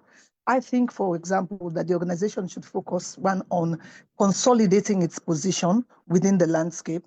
Like Fatoma said, build the relationships. I think when you consolidate your position, you have all the policies that you need to have. You have your code of practice, you have your code of ethics, you have all these things that you can use for self-regulation. I think it's very important because you know how to build on foundation that is weak. The foundation should be as it should be even be stronger than the building itself. So once you have a good foundation, you don't miss out on anything. So I would advise that you build on, you consolidate your position, establish your foundation. Once you do that, and then you start building on, and then you start networking. Networking will bring you finances. And when it brings you finances, you will be able to veer into trainings and all the other things, certification. But please, you have to look into certification, because at the end of the day, it is when you think about certification, that's when people begin to want to come to you. So it's a very big thing. So consolidate your position, have all the policies that you need to have all your regulations in place. Network effectively, because when you network, they're going to be asking you a lot of questions and you have to provide answers for them. So if you don't have a strong foundation, you cannot provide the answers that you're required to provide. And then after that, you go into all the sort of trainings and certification that you need to do. And yes, Antonia, now to your question, you say communication excellence. I think as communications people, we are to strive towards ensuring that what we do, our messages, clarity, precision with what we do. In every aspect of what we do, we ensure that the message that we churn out at the end of the day, points to clarity, precision, because it's all about messaging. Let nobody not fool you. All the thing everything we do, even the way you dress. That's why I tell people say, oh, you the dress too much. I say, no. Because if I have to give you a certain, when I be in that class on Sunday, I can tell me students, don't come to my class looking anyhow. We are in flip-flops to my class. You are telling me that, you have not positioned yourself well to handle the information that you need to handle. I know they trust you with information. Why see you dress any kind of way? So all of these things speak credibility, integrity, excellent communication, strategic alignment, audience-centered approach. That's one thing that we fail to realize in this country. Most times you go to places, and then when you come, you meet the receptionist, you talk to the receptionist, then will tell you, go answer you any kind of way. You call customer service in this country is next to nil, but people who are seeing a bright future and we want to get to that place, we have to ensure that we position ourselves for excellence, adaptability, innovation, because AI go left, we go, would they be in which we still button phone if we don't position ourselves for that. So if you ask me about anything, I would say we should focus on one, peer review mechanisms, strategic alignment. Make we not forget that strategic alignment, that is what will create the niche for you, and it will take you to a place where other organizations have not gone to. And then we focus on our audiences. Pay attention to your audiences, not take them for granted. Focus on them, give them the level of respect that they need to have. That makes sure you know go right is usai was go day, because you need to check and cross-check and fact-check. Make sure say you message where they churn out, because you have respect for your audience. You pay attention to the message, and you give the required time to what you are producing at the end of the day, because you respect the people that you are putting out that information to. So excellence, we strive for excellence. I think I don't talk Bokuti, I don't forget the question he asked. But let me stop here for now. I think what I've said, if you summarize them, maybe you will answer your question. Thanks so very much, Antonia.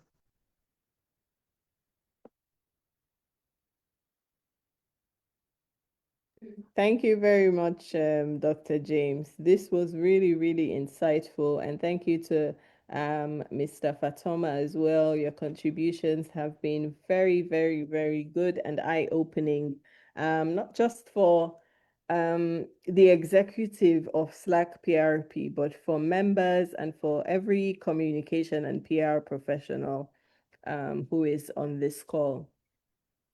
I want to grant Mr. Beckley, who is on the call, just a minute to say something regarding government's approach to communications and, the digital AI movement in the world currently. Mr. Beckley, could you just a minute respond to Yes. some of Hello. the... Yes. Can you hear me? Can you hear me? Yes. Sorry, I'm just watching football in the background. Let me put the volume down a little bit. Right. I must say I am really, really excited about this new association. I remember when we floated this idea at a meeting about 5 years ago at the hotel called Kimbima Hotel, where there was a meeting for public relations specialists. Mm-hmm. That was where this idea was born. And I remember William and I gave addresses at that forum, and my comrade Success Kamara was also there. So I am so happy that this thing has gained root at this point in time, because I think this is the right time, you know. So I thank the organizers and colleagues gathered here today. This soft launch is an important milestone. You know, it actually signals, the collective recognition that we should give to communications, credibility, and the public trust that the strategic assets in national development requires. Yeah. PR is no longer an auxiliary function. It's a strategic leadership role. In many cases, people have looked at PR, as an afterthought. My colleagues in the ministries, for example, you go to their offices, you will wonder in which world they are. 21st century, a small desk and no laptop. I mean, how could you function? Ministries across the board. Ministers will not even consider the PR people as integral to development of their ministries and in profiling their work better than anybody else could. You will see the PR officers are mostly considered as an afterthought. They are not even invited to management meetings. So in today's information-driven era, the organizations that thrive are those that manage reputation, build trust, and communicate with transparency and consistency. My brother, Abdul Fatoma, made several statements in relation to those experiences. I have worked with him for many, many years. And he is one person that takes communications very seriously. His organization is very small, but its impact is global because of the manner in which he had handled his communications over the years. He worked with me for a few years, and he knows he knows what we achieved. So I'm just saying this progress demands institutions that speak clearly and also listen deeply. In addition to that, engage meaningfully with citizens and stakeholders. So as the communications manager now at State House, those are the values that I've tried to inculcate in everything that we do relating to how we portray the president's work. Because you can imagine a lot of people don't even care about what the president does. It's not that they will not be interested. It's because the material that comes out is such that it does not make it interesting. It's not attractive. So what I have been trying to do for the past 1 year that I've been working with in the president's office is to ensure that information about the president is interesting. It's enjoyable. So when you come to the platforms, you have access to all the digital platforms that we have created. The news is designed in such that it's enjoyable. You have a full-blown experience. So as I speak, even at this moment, we have designed a new website, which we shall be launching maybe the next 1 or 2 weeks. So the president's image will not only be about what he does, it's about his vision, it's about his thinking, it's about how he wants to portray his governance. So it will be entirely not just news items all the time. It will be a new experience, a whole new experience. So you get to know not just what the president is doing, but what he thinks and how he perceives his own presence within the governance structure. So those are the things that really, really, really are making a difference. So we are going to shape the narratives and also manage the public perception, and at the same time, promote public understanding of reforms, policies, investments, and also social change. I can go on and on and on and on, Antonio, because this whole public relations infrastructure that we are now trying to build, I think it's going to be the game changer. Thank you from very much. Thank you, yes, Mr. yes. Beckley. Thank you So for that. let me end there and give other people opportunities to say something. Thank you. Thank you very much, Mr. Beckley. I don't know if anyone else wants to share a comment or a thought, but I will encourage you all to put your recommendations, thoughts, or questions in the chat box. Let's hear from you what you think about the future of PR and communications in Sierra Leone. Yes. And Let's finish, Antonia. yes, there, yeah. We also, of course, we don't have much space for speakers. So it's, that's why we're encouraging people to just keep dropping their reflection in the chat. Yes, But we exactly. also have quickly, if Edward Kagbo, who is the head of the BBC Media Action, he's on this call. I imagine that he has, something just briefly to say, and then we just move on to the unveiling of the other activities. Yeah. Thank you. Is Edward available to speak? Mr. Kagbo.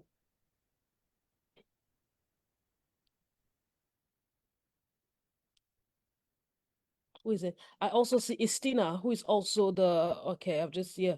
Okay, yeah, Istina, who's the president for the women in I think media.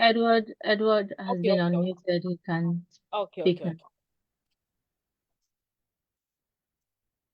Hi, everyone. Thank you very much for organizing this wonderful event. And I don't really have much to say. Sorry, I'm not on camera. I look horrible.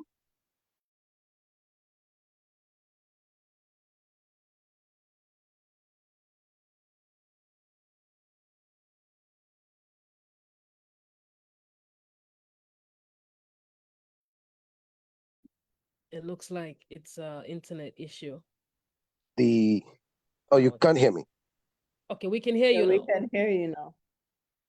Yeah, so no, I was just saying this is an indication of the gains we are making in several areas that we often don't see or acknowledge because we are too busy dealing with the bread and butter issues, on a daily basis.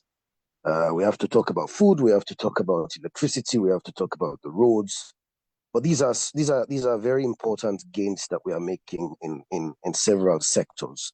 And it's really heartwarming to see communications professionals, many of you guys colleagues, former classmates, university mates, coming together, for something very important, which is going to advance communication, the practice of communications and PR in Sierra Leone. And the way I look at it is that it's not just about forming an association. It's not just about bringing people together. It's about the impact that it's going to create. I don't like to use the word sector, industry, so I would say sector.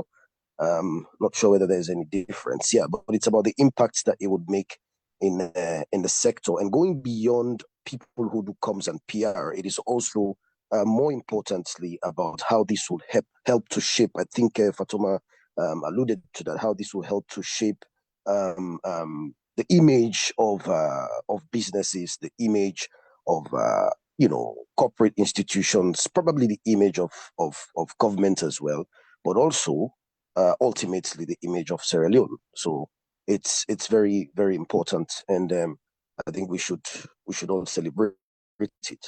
Thank you very much for all the hard work that has gone Thank into you. it. Thank you, Mr. Kagbo. Istina, do you want to say a word or two? President.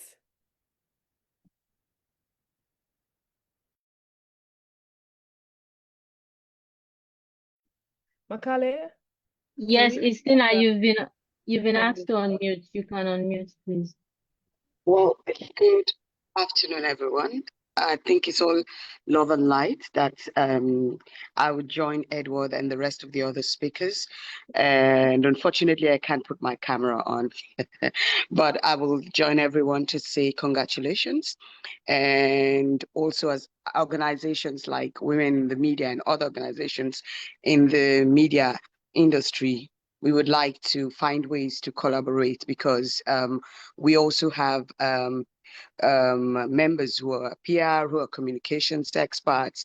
They are part of us, and how we can all find a way to work together. But it's all love and light. On behalf of me, and on behalf of women in the media, we would like to congratulate you all, and we pray for unity and grace to continue with this cause. Hugs to everyone who is involved. Una, thank you, thank you. Thank you. Thank you very much, Istina. Thank you, Edward, and thank you to Mr. Beckley. And to our panelists, Dr. James and Mr. Fatoma, thank you so much. It has been an incredible conversation, and I'm really excited for the community that we're already building. Before we go to the official launch declaration, every great movement needs a home, a space where ideas, people, opportunities meet.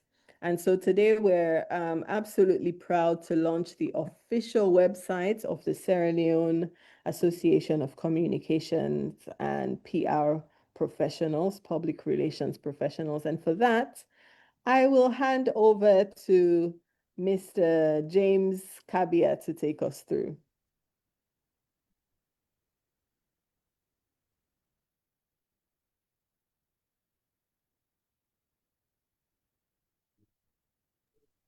Okay, unfortunately, Thank you so much, Antonia.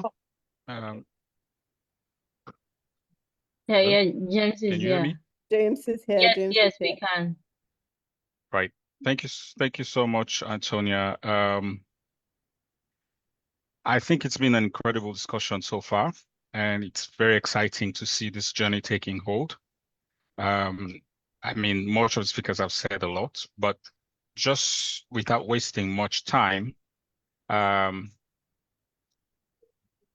we have developed a website where you can find as much information as you can about what this entity is about, and also about what we're looking to roll out, including our progressive updates. Now, this is a very responsive website, depending on regardless of your screen size, you should be able to access all the contents in the right format that you can consume. And you should be able to know enough of what we have put together so far about this entity. Now, if you go to the website, which is at Slacprp, slacpr.org, www.slacpr.org,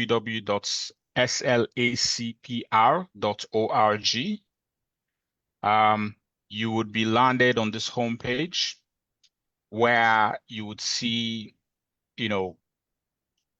this visual slider that introduces the name of the entity with a tagline of what we aim to achieve. And then there's a menu for About Us. On About Us, you get to see a bit about who we are, our approach, our values, and as well as our mission, vision statements. You could also see a bit about the founding executives, the group of people who have pioneered this journey so far. And then if you move to the membership menu, you get to see a bit about the different categories of membership that we have conceived so far and how you can be a member. Now, I wish to mention that hopefully by Monday, we're launching a membership drive, and we're expecting members, colleagues in the field who are interested in being a member of this entity to submit applications that will be processed. As Salio and the other colleagues have mentioned, this is a journey that we must move collectively. We have pioneered this vision up to this point, but taking it forward onward, it needs the collective input of the full community of practitioners that are actively involved in this space. And so we have a number of categories of memberships, and basically a a bit of information about how you could be a member. Now, on the right hand of the screen, you could see information about professional development. So you could see information about trainings that we intend to roll out on a case-by-case basis. And then we could have training resources as well, or resources that colleagues could use to better their work. So for instance, you want to learn about how to best use digital media. You could find resources there that we would put up. You want to learn about how to design a communication strategy. You could find resources there that we could put up. So it would be basically a hub for colleagues to access the right tools that they need to better their job. If you even need to see templates of strategies that have been designed, templates of tools that have been designed, fact sheets, whatever resources you're using to communicate, you could find templates of those as well under the resources tab. Further to that, you could find information about how to contact the secretariat, the interim secretariat.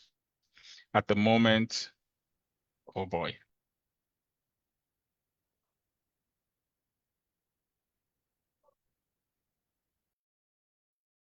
Okay. I think the internet has just, taken James off, unfortunately. But here he was already at the tail end of presenting the website. Like he said, this is like our digital home. Visit the website, explore the website to learn more about Slacprp.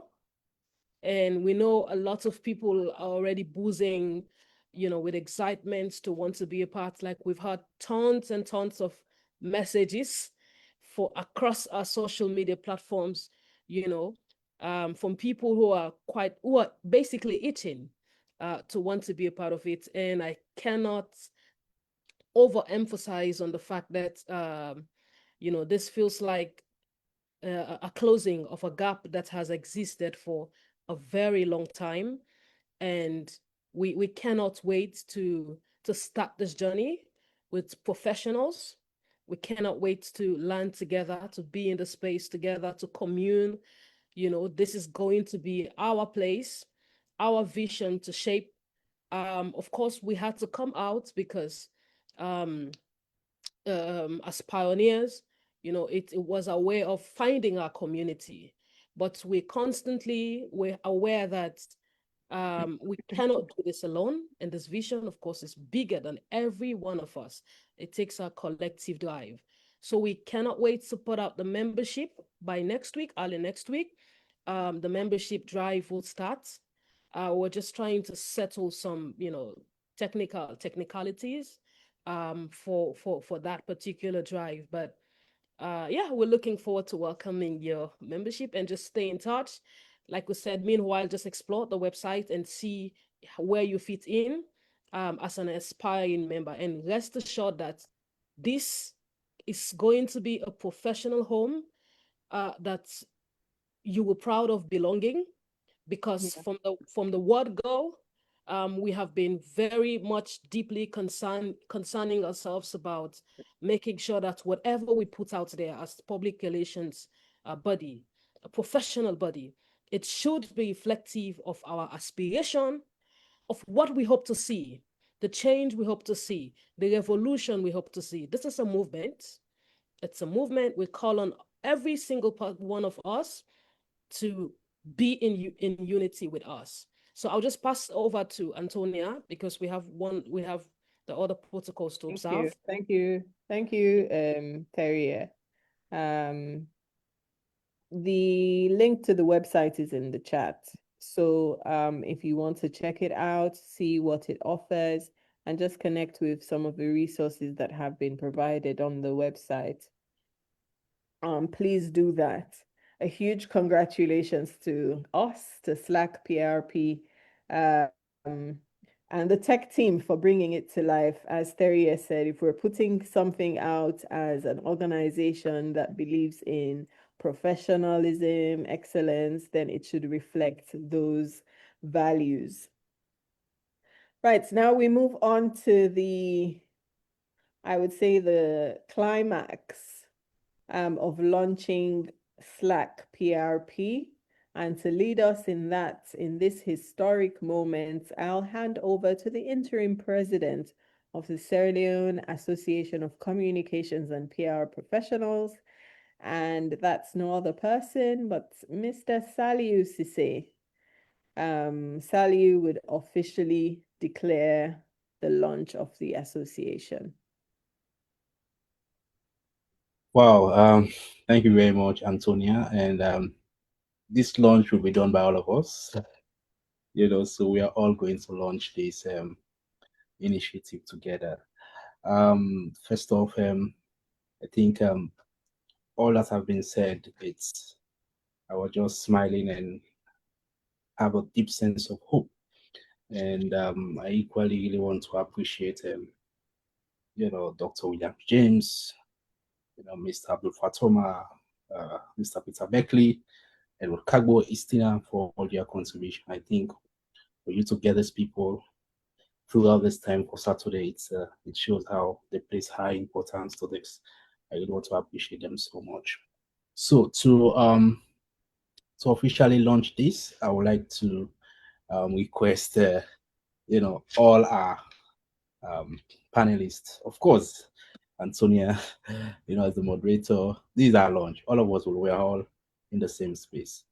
But before I do that with all the panelists, I would like to say a few comments to say today we stand at the intersection of vision and voice, of storytelling and strategy, of ethics and excellence.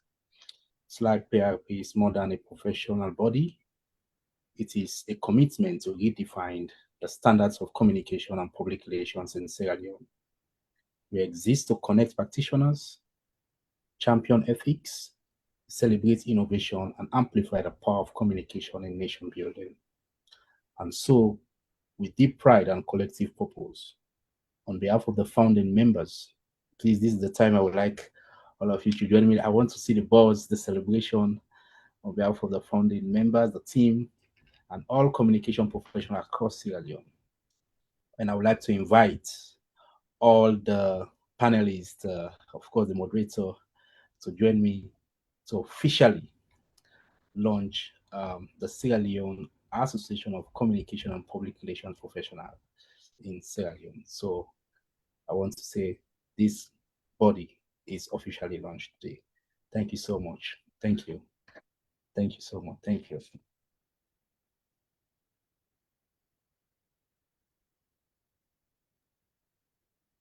Thank you. Thank you, Saliu. Thank you. Congratulations, congratulations, congratulations.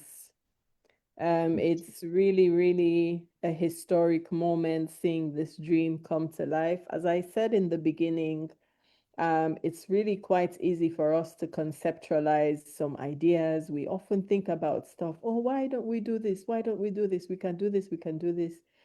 We can dream about stuff, think about making things better, but we don't necessarily have what it takes sometimes to put it to bring it to life, to put those thoughts into action. So congratulations to the founding members for not only thinking about this, but for actually being able to hang heads together and bring this dream to life. Thank you, Saliu. Thank you, Terrier, Alfred, Makale, Harriet, James. Thank you so much for all that you've done to bring this dream to life.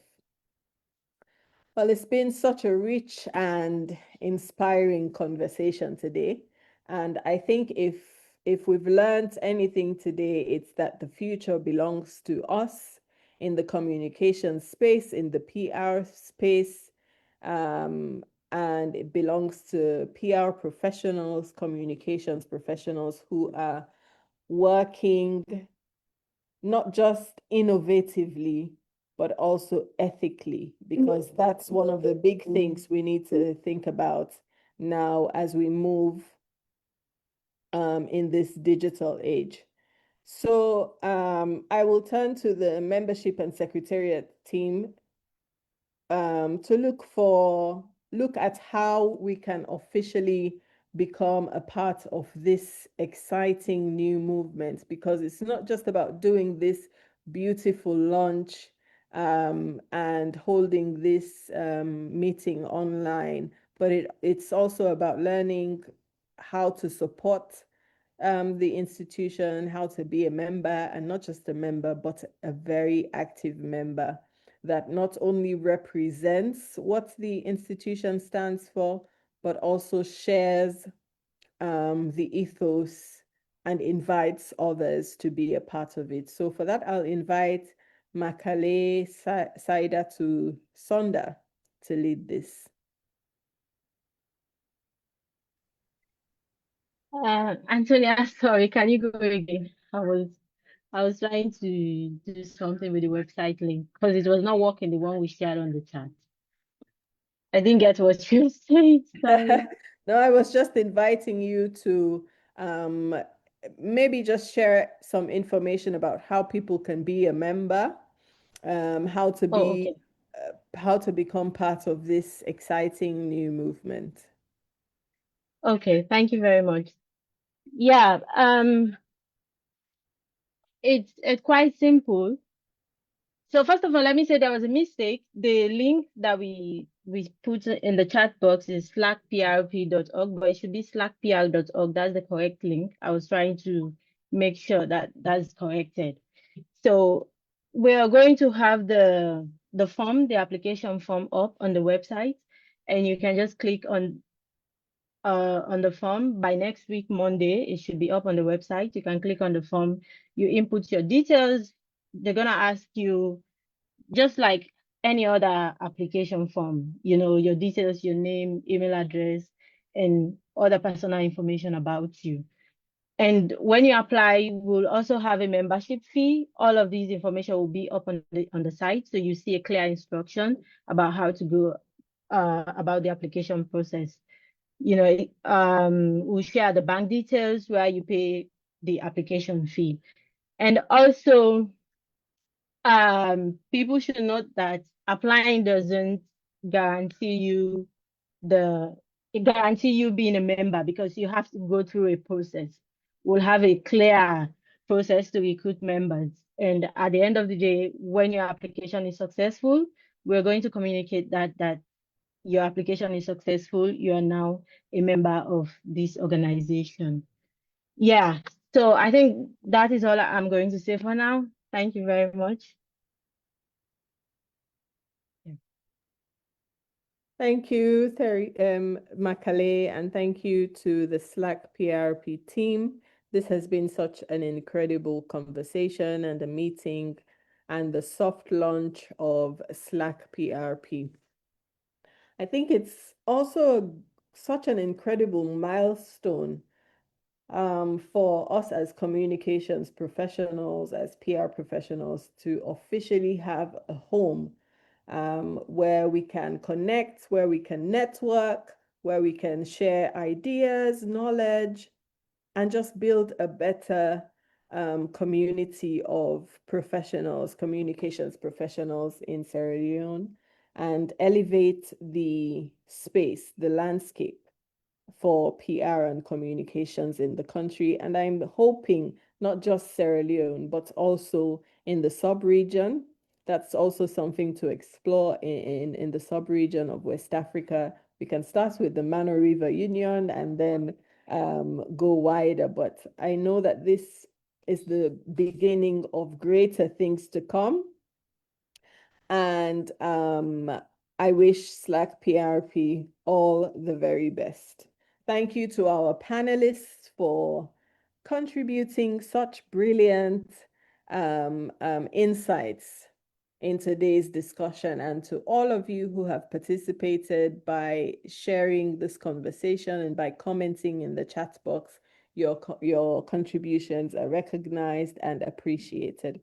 I think before we go, let's just take a second look at the video that really just reminds us who we are, what this institution represents, and how we would elevate the space of communications and public relations in Sierra Leone.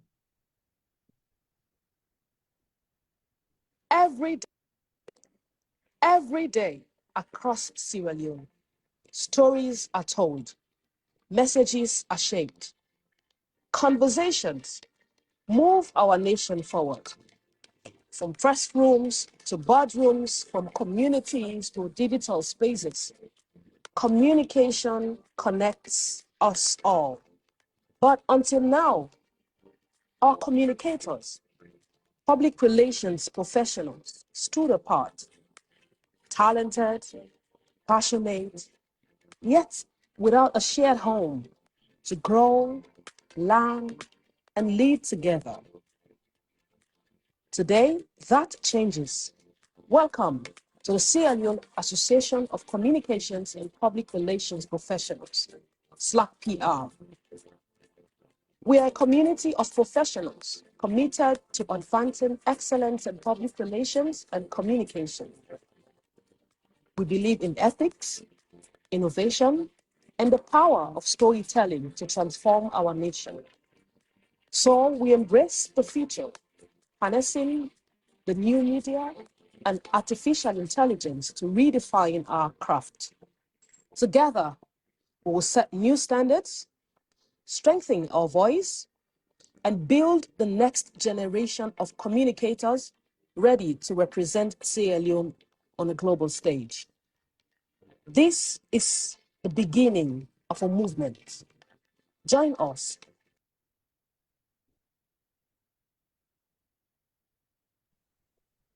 Wonderful.